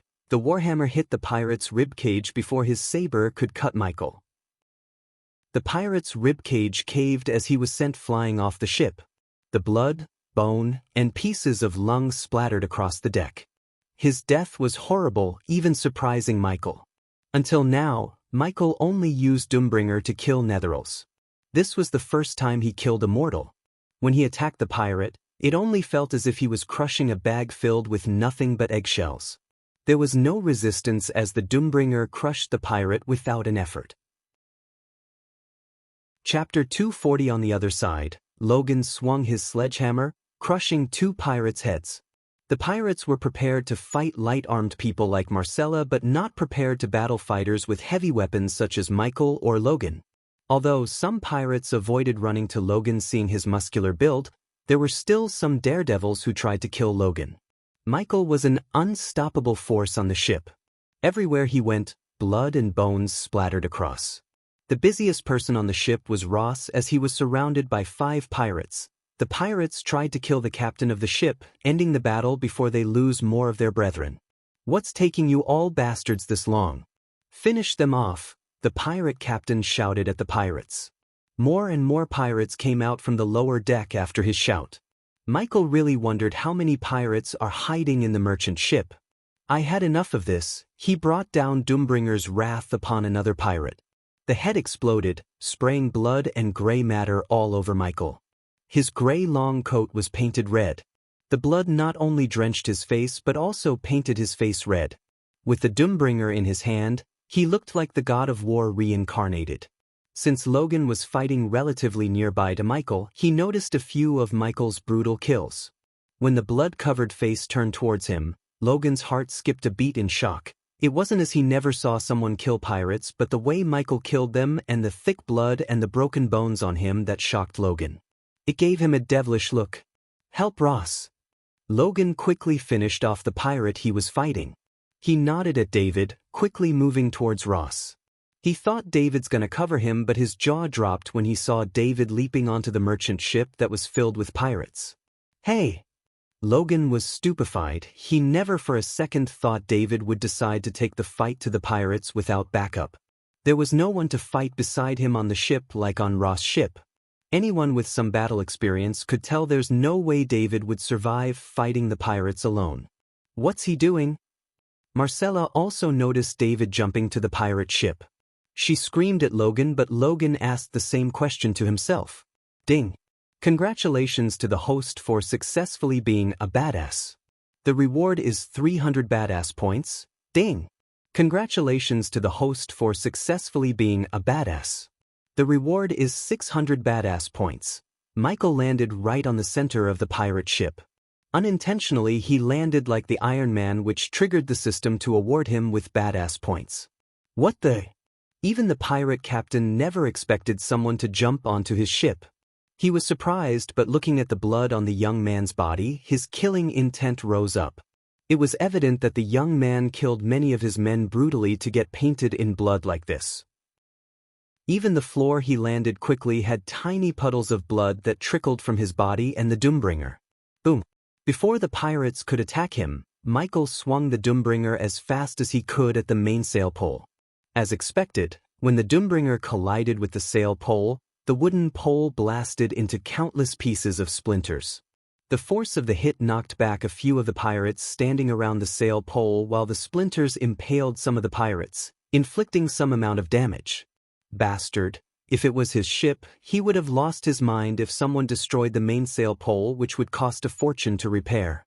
Since it was the case, as he recently captured the merchant ship and posed as merchants to pillage other ships, he was mostly just annoyed to see the youngster destroy the ship. The force also slightly pushed Michael back. Using this opportunity, one pirate quickly slashed at Michael with his cutlass. The training did make his body several times stronger, but without using arch energy, he wasn't invincible or untouchable. The cutlass cut his back as he felt a sharp pain across his back. The APD quickly injected half of the healing potion into his bloodstream. While the wound was healing, Michael didn't give the pirate another chance to cut him. When the pirate slashed the cutlass at him again, he bent his back as the cutlass brushed past his forehead. The other pirates did not let their fellow pirates fight alone. They all rushed at Michael to overpower him. Back on the northern continent, the cultivators tend to fight one by one.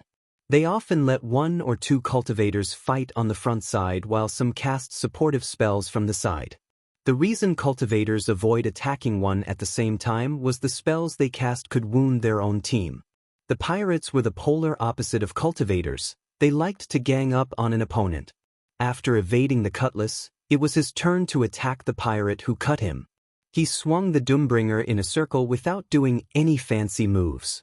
The pirate who cut him was unfortunate enough to welcome the Doombringer's head with his head. The head exploded into a blood mist, splattering skull pieces and gray matter across the place. Some gray matter ended up on Michael's face, yet it was not enough to make him show an expression of disgust. However, the other pirates weren't as strong as Michael. Seeing the headless body of their fellow pirate, they were momentarily stunned. While they were stunned, Michael swung the Doombringer again at the headless body like a hammer hitting a nail. The headless body completely mashed by Doombringer, further stunning the pirates. It was a very brutal kill. Utilizing their shock, Michael continued to swing his Doombringer at every pirate he could see. Although he was swinging the Doombringer chaotically, he was careful not to let any pirates come close enough to cut his head off. Boom! Boom! Boom! Many of the surrounding pirates were either killed or knocked back by the Doombringer. The more pirates he attacked, the more blood spattered across his face, obstructing his view. It slowed his move as a few of the pirates managed to strike him. Standing on the helm platform, the pirate captain saw the young man wreaking havoc among his men. Even after he was surrounded by his men, the warhammer in his hand crushed everyone in its path. "What's happening?" he mumbled to himself. He saw his men land more than a couple of times, yet he was moving as he never suffered any wounds. One could not differentiate the young man's blood from the blood of his men on his body. He was bathed in blood. The more blood ended up on his body, the more he looked like a devil. When the young man first landed on the ship, he had 20 men on the ship, but now, they were reduced to 7. Looking at the dead bodies on the deck, his veins popped in anger. He wanted to call everyone on the merchant ship to kill the young man. Yet the anger blinded his rational thinking. He unsheathed his cutlass, deciding to join the fight himself. At this time, the pirate captain had no idea he was running towards his death. Ah! Michael let out an evil scream, continuing to crush everyone in his path. Even after killing a pirate, he never stopped swinging his Doombringer until the body turned into a bloody mess. Although 3 pirates lost all their courage and decided to run, he threw the Doombringer at them, knocking them down. The pirates who were knocked down by the Doombringer grunted in pain. The pirate captain saw the young man walking towards the 3 crawling pirates. He ran as fast as he could to save his men. Yet his heart skipped a beat when he saw the young man crushing their skull by stomping on them. The young man kept stomping on the dead pirates while screaming like a mad wolf. However, suddenly he stopped stomping the pirates. The pirate captain saw the young man grinning. Except for his teeth, there was no spot on his face that wasn't covered by the blood. Every muscle in Michael's body ached. Most of the healing potion in APD had been injected into his bloodstream. The battle was harder than he initially expected. If he used dual swords, the battle would have been much easier and received a few cuts to his body because of his 89% mastery over swordsmanship. The Doombringer was supposed to be used with his spells. Since he never used any spells, the pirates did manage to land several deep cuts. Putting the Doombringer on his shoulder, he slowly walked towards the pirate captain. Not that he wanted to walk slowly, but the exhaustion made walking difficult. At the moment, Michael ignored the battle noises coming from Ross' ship. The killing intent he felt towards the pirate captain canceled all the noises around him. Michael wasn't the only one with killing intent. The pirate captain radiated more killing intent than Michael because he just lost a huge chunk of his crew power to a single man. He slashed violently at the young man as the blade deeply cut his left cheek. However, his mind went blank when he saw the wound closing up at a rapid speed. What the hell are you? In a couple of seconds, the wound completely disappeared. Michael grabbed the pirate captain by his neck without giving him a chance to swing his cutlass again before putting the Doombringer on the ground. Captain! The pirates who noticed the pirate captain in Michael's clutch stopped fighting as they screamed. For a few moments, the battle completely stopped as they all stared at Michael and the pirate captain who was being lifted up from the ground by his neck. Your death! Chapter 241, Drop It? Michael's killing intent-filled voice reverberated the sea. Looking at their captain twitching in the air due to lack of breathing air, not all of them but a few loyal pirates dropped their cutlasses in the hope of saving their captain from the blood-covered monster. Or he dies, do, as he says. The words barely escaped the pirate captain's mouth. Soon, one by one, the pirates dropped their weapons. Quickly Marcella and the others rounded up the pirates away from their weapons. The bodies of pirates and crew members alike were lying on the deck in their own pool of blood. Most of the bodies belonged to Ross' crews because the pirates caught them off guard as well as killed a lot using cannon fire. While everyone was staring at Michael to see what he's going to do next, he threw the pirate captain to Ross. Your op, your rules. He let Ross deal with the pirate captain and the rest of the pirates. Every single fiber in his body ached. If the fight continued, he would be forced to use arch energy, revealing his secret. Men, take everything we want from their ship. Ross put his cutlass on the pirate captain's throat before ordering his men. They all waited for Michael to cross the wooden plank first. Only after he crossed the wooden plank, the crew members moved to the pirate ship. On Ross' ship, everyone moved away from Michael's path. Many crew members were trembling at the sight of blood-covered Michael. Even Logan avoided direct eye contact with him. He was too exhausted to deal with everything else. Logan saw him sitting down on the floor. Where did Ross find him? H asked himself. In his 40 years of life, he had seen many great Spartans and gladiators fight, but he never saw someone as bloodthirsty as the young man. Even a Spartan or a gladiator could kill a maximum of 10 men at a time, but the young man killed almost 20 men single-handedly. H was indeed terrified, yet a sly grin appeared on his face because he knew the young man would be a great asset to complete the mission. Eventually, after an hour, Ross' crew took everything they needed from the pirate ship. Ross, what are you gonna do with them? H asked. The pirates were tied around their wrists, including the pirate captain. You took everything. Let us go. The pirate captain shamelessly spoke these words. Just an hour ago, he wanted to kill everyone and pillage the ship. Seriously, Marcella put her crossbow at the pirate captain's forehead.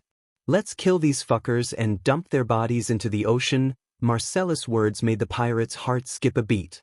Put them back on their ship. I had seen enough death for a day. Fuck. Almost every pirate on the deck cursed. Their mainsail was broken by Michael, so they wouldn't be able to sail the ship. Putting them back on their ship was equal to killing them.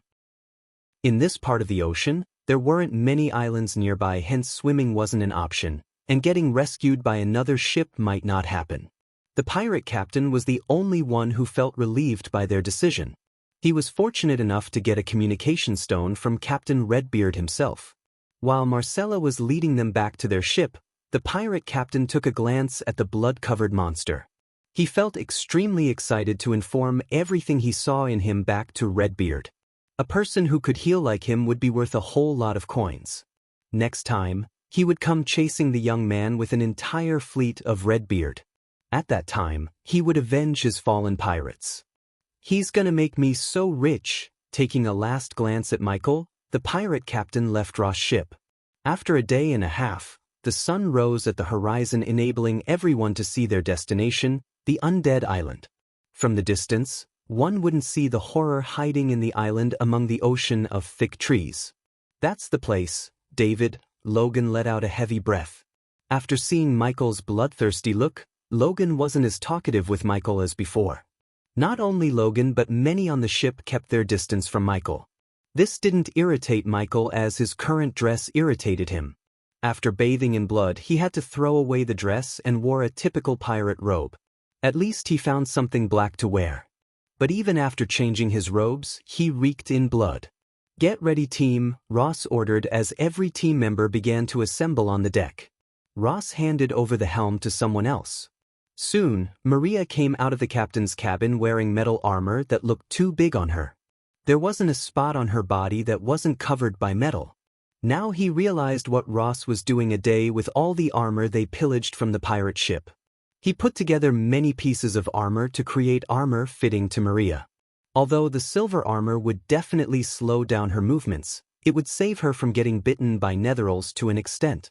Other than Maria, Jonah also wore a full plate and chainmail armor. Unlike Maria, it perfectly fitted him. Everyone else only wore leather armor, which would provide some protection without restricting their movements. Even Logan wore a mud-color vest-like armor as well as arm bracers to protect himself. "Our mission is simple. Get to the center of the island and retrieve an artifact." Ross began to speak. "Follow my lead. If you want to survive, do what I say when I say. Recently I heard another team might be hunting for the same thing as us. So we move as fast as we can. David, cover our backs. Logan, you're on the front with Marcella." Logan nodded, moving to the front. Jesse was standing on the left side of the group while Brownie was standing on the other side. The group was formed on a pentagon shape with H and Ross leading them. "I'm not gonna lie, we will face undeads. Aim for their head, finish them off quickly." After listening to Ross for another 10 minutes, the ship finally came to a halt. One by one, they jumped down on the shore, leaving the comfort of the ship. They were standing on an artistic sandy shore as, coupled with the blue sea behind them, painted a beautiful picture of a scene. A line of large thick trees stood a couple of meters away from them like loyal soldiers guarding the island. Even the dark rainforest had a charm to it. "Well, camp when the sun goes down," H said in a low voice. All of them walked forward without breaking the pentagon formation. Michael wondered how they were going to keep the formation after entering the forest, because just from the outside, the forest looked thicker than the Amazon forest itself. It would be near impossible to walk through the vegetation without breaking the formation. Since H and Ross were leading the group, they took out a machete to cut through the thick forest. The rainforest was far-reaching, thick, and ancient. Its canopy was competed for by oak, sycamore, birch, and many other trees unique to this world that left barely enough light through the canopy. There was no sound of an insect, bird, or reptile, no call of a human voice, only the steady rhythmical lap of the sea. The sound of the sea made everyone slightly shiver with fear for what's lying in the jungle. The heat of the sun pounded down on them as they gathered up the courage and kept moving. Silent tree limbs dropped from most trees, and a hodgepodge of flowers, which grew in abundance, enhanced the otherwise uniform backdrop. The deeper they walked into the forest, the less they heard the ocean. A hodgepodge of animal noises, which were caused by birds and vermin, reverberated through the air along with the fresh smell of the forest ground and were accompanied by the occasional sounds of breaking twigs beneath the feet of larger animals. Bloody mosquitoes, Logan cursed, trying to swat the mosquitoes landing on him. I hate rainforests, Brownie spoke silently. Even Michael, who loved forests, had to curse this forest when he looked down to see the leeches on his boots. He never would be grateful for a pair of boots as felt now. As they were moving forward, suddenly Ross raised his hand, wordlessly telling them to halt their steps. Every single one of them looked around their environment vigilantly, expecting a surprise attack from someone or something. Michael closed his eyes for a moment to listen to any weird sounds around him. The more he concentrated, the more he could hear the sound of monkey chatter. If it was any other forest, a simple sound such as monkeys' chatter would have freaked them out, but in the undead island, the sound made them clutch their weapons tighter. The sound got louder and louder. They could tell they were being surrounded by probably a group of monkeys. They hoped the monkeys would not be undeads. Abruptly, the sound completely stopped. They all had a look of confusion on their faces, but soon the confusion became vigilance as they saw red gemstone-like eyes glaring at them through the darkness of the forest above them. Those eyes above them glowed while the air soon became putrid, overwhelmingly putrid. Chapter 242. Meanwhile, back on Pentown, Diana was walking around her garden, watering the plants. Tending to the garden always soothed her soul. The snow covering the garden slowly melted in the sun's heat. The long winter was finally leaving as spring was around the corner to welcome them with beauty. "There is my beautiful wife," a young but confident voice sounded in the garden. The voice instantly put a faint smile on Diana's comely face. Standing 6'3" tall, a cream-skinned man entered the garden with a gentle smile. He had a stoic feel about him. His dark brown eyes were small and sharp as swords' eyebrows on his angular face. The raven black hair fluttered in the wind as he was walking. Just like Diana, who looked young as a girl in her late 20s, despite his real age, the man seemed to be in his early 30s. Even many youths never had toned arms, a broad torso, a well-defined waist, and toned long legs like him. He wore perfectly pressed masculine clothes. A long white winter cloth with gray wolf fur and finely made black trousers. He put the two sheaths containing his swords on one of the benches in the garden before embracing Diana and placing a gentle kiss on her rosy cheek. "Welcome home, Ethan. Geez, I missed you so much. Why didn't you come earlier? You could have spent some time with the kids. I wanted to Diane, but the peace talk between the dukes took longer than we all expected." Only she could see the exhaustion of battle behind his lively eyes. They had been married for so long that she could read his face like a book. "I'm sorry, Diane." His smile was replaced by an apologetic look. "For what? I know what happened while I was away. It almost stopped my heart, Diane." She could see the stoic manly wall he put around him slowly crumbling down. He was a husband long before he became the house lord, so even if he put up a wall to look stoic to others, he would show his vulnerable side only to Diana. "I'd never leave my family unprotected again, I promise." He squeezed her hands. She had seen the look on his face before when he fought against her brother to marry her. She smiled to ease his pain for not being there for her. "I'm fine, Ethan. The gods won't let anything happen to us. Your smile would always make everything better." The two of them made their way to the bench holding each other's hands. "Jacob, huh? I always had a bad feeling about that little fucker. What did my brother do to deserve such trash?" Ethan disappointedly shook his head. He was worried about his brother. Ever since he was little, his little brother always had his back. When they heard what Jacob did, his brother was shaken to the core. At least his little brother was blessed with a good obedient daughter to wipe off the shame Jacob brought on him. "I cannot thank Ghost enough for saving you and Sabi." The mere mention of the name Ghost brought waves in her soul. As a mother, she wanted nothing but to reunite with her son. Her heart ached every time she thinks about her son. She never slept ever since he met him. Every time she closed her eyes, she could hear his cries, and the images of her leaving the baby on the altar flashed in her mind. To this day, she could never forgive herself for being so helpless, so weak to be made to leave her baby in the middle of a forest. The only thing that stopped her from cultivating again was the seal inside her body. It would alert Skyhall the moment she starts cultivating again. Except for Imelda, the rest of the world was thinking that her cultivation came to an end when she was injured 10 years ago, but it was only a facade. Skyhall made sure the mother of the Dark Lord would never grow strong enough to challenge them or reveal anything about the Dark Lord. If it wasn't for Rowena's mentor, they would have killed her the moment she gave birth to the twins. Even though the Skyhall showed her what would happen to the world if the Dark Lord was left alive, her heart and mind never accepted that her son would become evil as they claimed. An evil person never would have saved Sabrina or healed Andrews or put his life in danger to save a stranger like her. "Diane, are you all right?" He noticed the slight change in her expression. "The last time I heard, he was still in seclusion. I'll go to his place in person to thank him as soon as he came out of seclusion. Take me there too," she quickly said. Automatically a smile appeared on her face, thinking about meeting her son again. "I thought nowadays you hate traveling," he chuckled while pinching her cheek playfully. "No, I just hate boring places, my lord." As they were speaking, a guard in full plate armor entered the garden. The guard was not one of the house guards but a soldier from Ethan's army. "The Oracle is ready to meet you." Ethan almost forgot about the Oracle until the guard reminded him. He left the Oracle at the guest room before coming to meet Diana. The Oracle asked everyone to leave the room so she could meditate in silence. "Diane, you need to see the Oracle, she's the real deal." If it wasn't for her, the peace talks between the dukes never would have happened. A tinge of anger emerged in her eyes.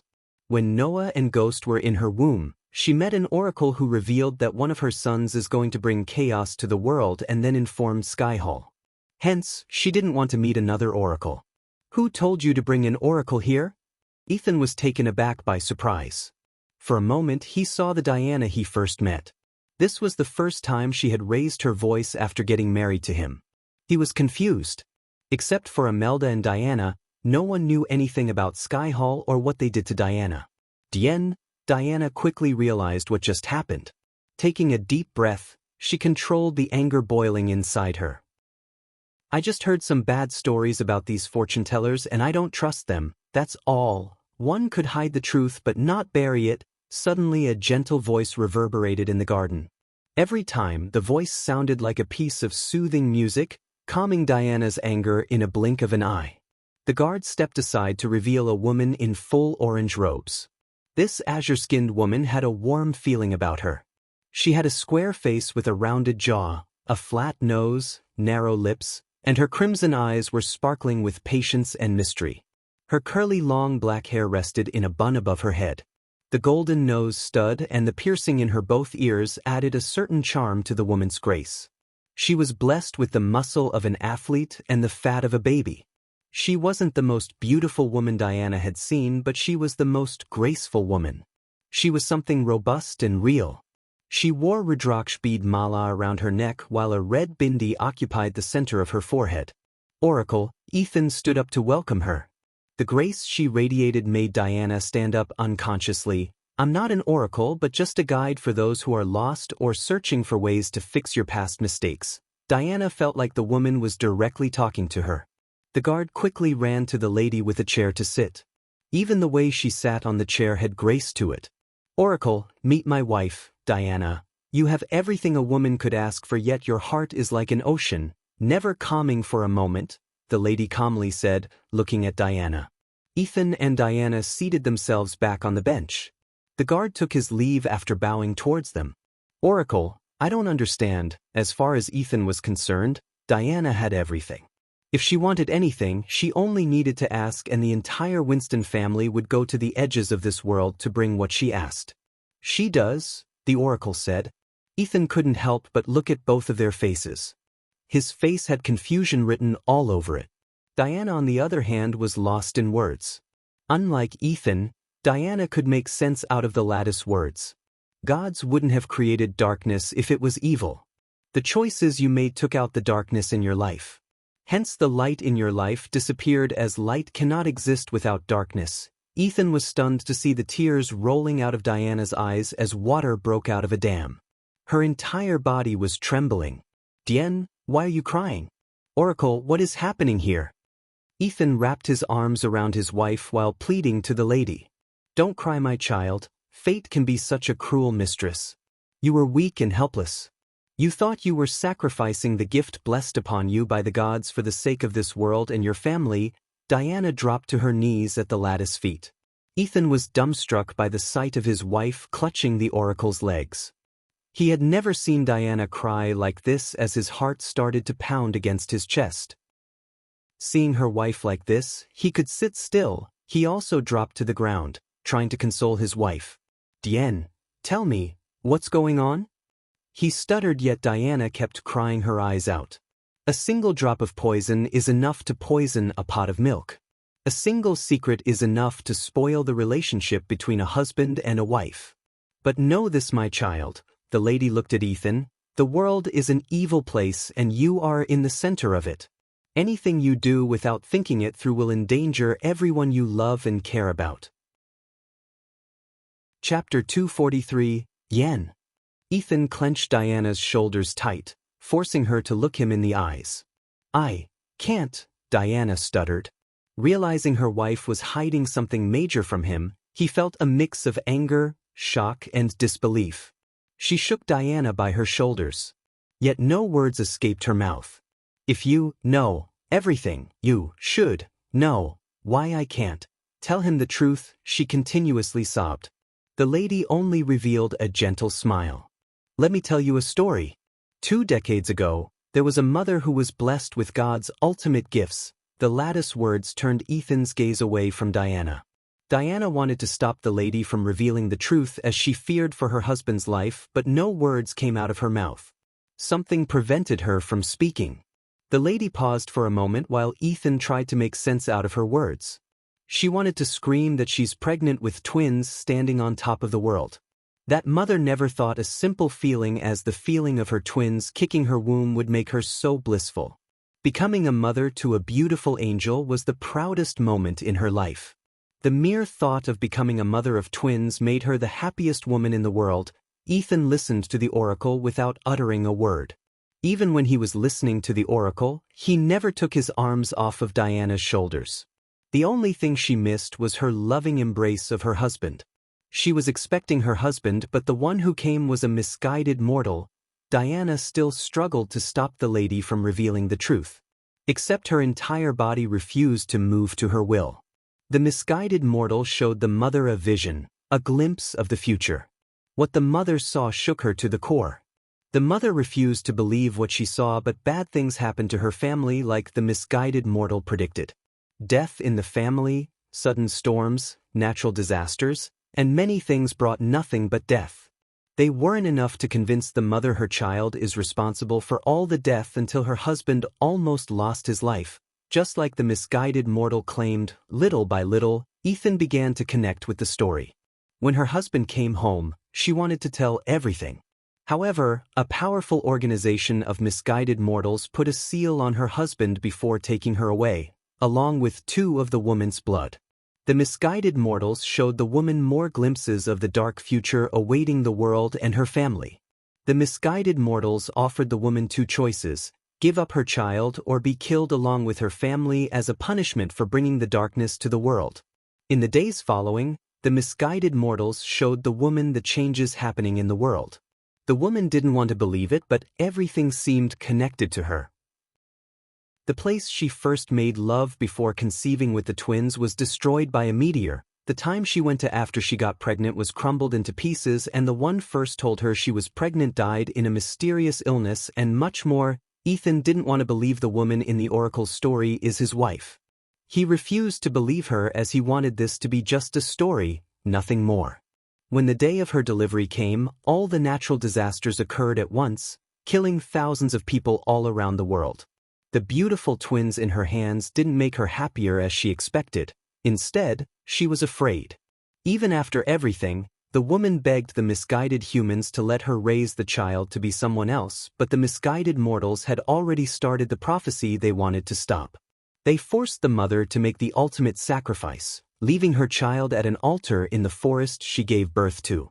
The tears she shed leaving her child was the final ingredient they needed to start the ritual. Regardless of her boda's stiffness, her eyes continued to pour out tears.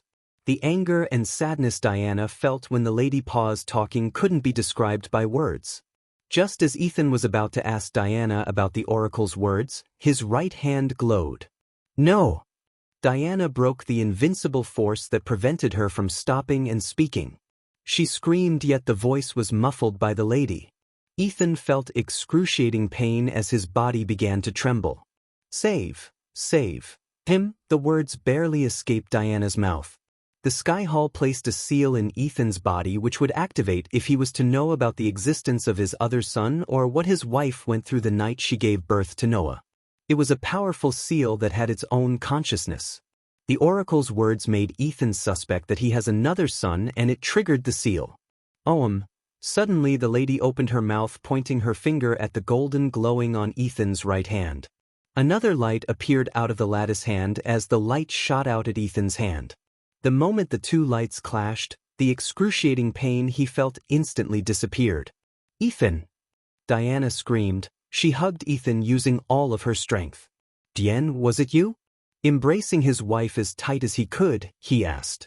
His mind believed that the mother in the oracle story was his wife because it was obvious after seeing Diana's reaction and what just happened, yet his dumb heart was refusing to believe it.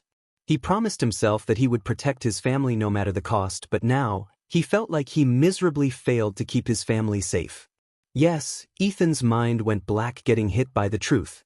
In a blink of an eye, the swords he left at one of the benches trembled before soaring through the air to him. His eyes turned blood red as the killing intent radiated from him, sent a chill running through Diana's spine. Oh, the lady spoke. This time her voice was gentle and calm, unlike before. The killing intent and the anger within Ethan quickly disappeared. Both of their emotions were also calmed by the lattice words. Ethan released Diana from his hug, turning his gaze again at the oracle. Where is my son? What ritual? The first question was asked by Ethan while Diana asked the latter. The misguided mortals believed the child's soul contained unimaginable power. They wanted to take it for themselves. To do that, they had to strip away the child's soul. Diana almost collapsed to the ground. Her body uncontrollably shivered while she felt an excruciating pain in her heart. However, the ritual didn't go as they planned, and the child's soul was split into two pieces. One part of the soul ended up in a desolate place void of any energy, while the other part of the soul remained in its body. My son, is he dead? For the first time in her life, she saw a trickle of tears roll out of Ethan's eyes. It showed her the pain he's feeling right now. That's the answer only the time could tell. The lady smiled, but Diana shook her head. I know my son is alive. I met him. Once again, Ethan was completely shocked by her words. Where is my son? Ethan shook Diana for answers. Where is our son, Dien? Where is he? The shaky voice reverberated through the garden. Ghost is our son. Tears burst out of her eyes as she collapsed on Ethan's chest. There was no expression on the lattice face. She just calmly stared at them. How do you know? I don't care what anyone says. I know he's our son. His mother. For a few moments, only silence filled the garden. No one uttered a word. How are you going to prove it to him, my child? After a long pause, the lady asked, breaking their embrace. Ethan saw Diana struggling to answer the oracle's question. I don't know, but no matter what it takes, I will show him that he's my son. Proving and accepting are two different things, my child. The road ahead of you is filled with thorns. May the gods be with you, protecting from the corrupted ones. Just when Diana was about to ask for the lattice help against the Sky Hall, she turned into a golden light and disappeared into the sky, leaving them flabbergasted. Ethan could tell it was not teleportation or a spell, it was something else. Ethan and Diana never left the garden. The sun had fallen, yet they were still staring at the night sky without leaving the garden. Diana held his arms tightly. It took her a great effort to convince him not to do anything rash that would attract the Sky Hall's attention towards them. When Rowena was selected as the Holy Maiden of Sky Hall, Ethan felt extremely proud, but now, it felt like Rowena was kept as a prisoner in Sky Hall. Even if he's our son Dash, he is, Ethan, how are we gonna explain to him that we failed to protect him? It was me who failed to protect my son. I was too weak. After hearing the whole story from Diana, he didn't blame Diana or anyone else except Skyfall and himself for not being able to protect his family. Knowing that he could do nothing against the Skyfall, he felt so weak and helpless. When we were a happy family, our son grew up as an orphan. How many hardships would he have gone through? Why did this happen to us? How could our son be evil? Dark Lord? What does that even mean? Chapter 244. The sky was black tranquility married to the poetry of stars that filled the sky like pale corn into freshly turned ground. It was the softness that called the body and brain to rest and let the heart go to its steady rhythm. Night came as a reward of sorts, a restfulness above to calm anyone's soul except it couldn't calm Ethan's. The more Ethan thought about everything, the more questions emerged in his mind. Eventually, he ended up with more questions than answers. Diana's heart bled looking at the tears running out of Ethan's eyes. No matter how hard he tried, he was unable to stop the tears from forming in his eyes. How am I gonna protect House Winston when I couldn't even protect my wife and son? I'll be all right, Ethan. No, it won't be Diana. You were right, we cannot go to war with Skyhall, at least not with our current strength. It took an immense amount of effort for Ethan to sit still, controlling his killing intent toward Skyhall. Every single fiber in his body wanted him to fly to Skyhall and kill the ones responsible for what happened to his family. However, years of leading the Winston family and the maturity he achieved made him think rationally rather than act on impulse. As the mysterious oracle said, if he did anything without thinking it through would only put his loved ones in harm's way. First we need to find a way to break the seal in your body. If you could cultivate again without alerting them, we'll be one step closer to saving our son. Ethan wiped the tears off of his face as an unwavering resolution to fix his mistakes appeared in his eyes. His biggest mistake was being so weak, and he decided to fix it once and for all. Rowena and Noah must not know about this, Dien. If they knew what the Skyhall did to you and their brother, they would wage war against him without a second thought. Especially Noah, he said, gently wiping off the tears away from his wife's face. Although he knew winning a war against Skyhall is near to impossible, he had to look confident as a good husband and a leader should. Even if the odds were against him, he wouldn't forgive himself if he did nothing to save his son. Our son, he's staying in the Sunrise sect, right? Yeah, our son is the core disciple of the sect. One could see the pride in her eyes as clear as a day. She knew her son earned that title. Let's just go there. She let out a quick bark of laughter in disbelief. As much as she loved to see her son again, she didn't want to alert the Skyhall, which might be watching her every move. We can form an alliance with the sect. The least we can do for our son is make his life better and keep anyone from harming him. What do you say, Dien? I'll go get ready. Her face brightened instantly like someone holding a candle in front of her face. Before he could remind her that it's night and they should leave in the morning, she ran back into the house to get ready. The mountains around the Sunrise sect looked like a majestic painting. They rose in snow-white brilliance, a silent invitation to good for the soul not to accept. Upon the rise of the sun, the forests covering the mountains were so snow-white. The forest seemed calm on the outside, but under the snow-blanketed canopy, a blood trail could be seen on the ground. One could follow the blood trail to see a man running for his life. He was breathing heavily, his clothes were partially burned as well as most of the skin on his back. Regardless of the wounds on his body, the man kept running. After running for an hour, he finally stopped running. Who is there? The man with the wounds stumbled onto a tree in exhaustion. He stared in the direction the voice came to see a man holding a spear walking from the darkness of the forest. Axel. Regardless of the wounds and blood on the man's body, he was immediately recognized by the man holding the spear. Finally, Axel let his body collapse, thinking that he's safe from it. Is that Axel? What happened to him? Are we under attack? Ari, what happened to Axel? Ari, the man who was dragging Axel to the camp, was swarmed by his fellow bandits. No one knew there's a bandit camp in this part of the forest. The ocean of trees, the thick canopy as well as the predators roaming around the forest prevented anyone from the Sunrise sect from finding out the whereabouts of their camp. Ever since a disciple was killed in the forest, the sect was hunting every single bandit hiding in the forests. The forest was endless, yet the size of the forest never stopped the sect from hunting the bandits. Ari dragged Axel through the knee-high snow to one of the huts. Ari, there were 3 bandits inside the hut. Unlike the bandits patrolling the area around the camp, these 3 bandits wore thick fur-covered winter clothes, covering every part of their bodies to keep their bodies warm. It indicated their higher status among the bandits.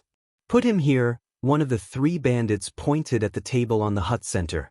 The other 2 bandits quickly wiped off the maps, documents, and things lying on the table as Ari put Axel's unconscious body on the table. "Open his mouth." Ari forced open Axel's mouth as one bandit poured a healing potion into his mouth. The healing potion was not as dark green or consistent as Michael's potion. This potion was watery, consistent with pale green color. "Where's Captain Quinn?" While the potion was slowly healing Axel's wounds, he asked the 3 lieutenants. "He went to meet a client. Do you know what happened to him? Did he say anything?" Ari shook his head. "He collapsed before I could ask what happened, but isn't it obvious? His camp must have attacked, just like the others." The 3 lieutenants stared at each other in silence for a second before one of them said, "When he woke up, ask him what happened, just in case." "I'll go and bolster our security." "Bolster the security? Are you kidding me? We have to leave now." The more camps they lost, the more tension rose among the bandits. Many started to rebel against the lieutenants, while some even fled the kingdom fearing for their lives. This camp was one of the few last camps remaining around the forests of the Sunrise sect. The only reason many bandits were still sticking around was Captain Quinn's promise to them. He said he would take them to the main camp in the forests of the Royal Land, yet they were waiting to move for 2 months. "Calm down, Ari. We can't be sure of what happened to him. Captain Quinn already sent a team to hunt it down. I'd bet they already killed it." "He did." "You know Captain Quinn, he would always put his men first before the bounty." "Oh." Just when Eris' anger was somewhat calmed down by the lieutenant's words, a thunderous roar echoed through the forest. Eris' body became rigid as he felt a cold chill in his spine. He dropped the spear in his hand, losing all the courage in his heart. The lieutenant seemed no worse than him. He was shivering and mumbling something under his breath. The fear of death overwhelmed their senses. Soon the silent forest became chaotic. Ari could hear the screams of agony outside the camp. "No. I can't die," Ari mumbled in fear. At this moment, there was nothing more important to him than his own life. Therefore, he decided to escape, only to get stopped by the 2 lieutenants in the hut. "You can't leave. Go fight that thing, it's an order." "Fuck off." Ari shoved them away forcefully. Ari was stupid enough to stick around even after the sect started to hunt them down like prey, but he was not stupid enough to obey a suicidal order. He ran as fast as he could to the outside. The moment he stepped outside of the hut, his heart stopped looking at the embodiment of the death and carnage itself, Nightmare, the dragon of Sunrise sect. The camp huts and trees around the camp were reduced into nothing but charcoal. The waves of heat from the dragon fire melted the many bandits' skin off. The dragon before Ari was huge with shiny crimson scales and 2 horns protruded out of its head. "Where is Quinn?" His bladder betrayed him when he heard the dragon speak. Yet the wetness around his crotch instantly disappeared due to the heat coming from the fire around him. A crimson-red fire that had a mix of violet streamed out of the dragon's mouth, turning the bandits trying to escape into ashes. At the moment, only the lieutenant's camp was not on fire. Ari wanted to run before the dragon's gaze could fall upon him, yet his body refused to move. He stood still in overwhelming fear. Everyone he knew is dead, burned alive. Their screams filled with agony now replaced by the sound of fire cracking the woods. The moment the dragon's red eyes fell on him, he screamed as loud as he could unconsciously. The last thing Ari saw before everything turned black was the dragon's gigantic claws approaching him. How could Michael be the Dark Lord without some awesome Dark Lord powers? Let's be patient, my dear readers, your wait will be worth it. And oh, Expect one more oracle, and that's it for oracles and future glimpses. You're tuning in to the Passion Pages YouTube channel. We're so grateful for your support, and don't forget to subscribe to join us on this incredible journey through captivating stories. Your generosity through donations truly makes a world of difference, as it's the primary source of revenue that allows me to expand and enhance this channel for you. Thank you from the bottom of my heart for being a part of this adventure.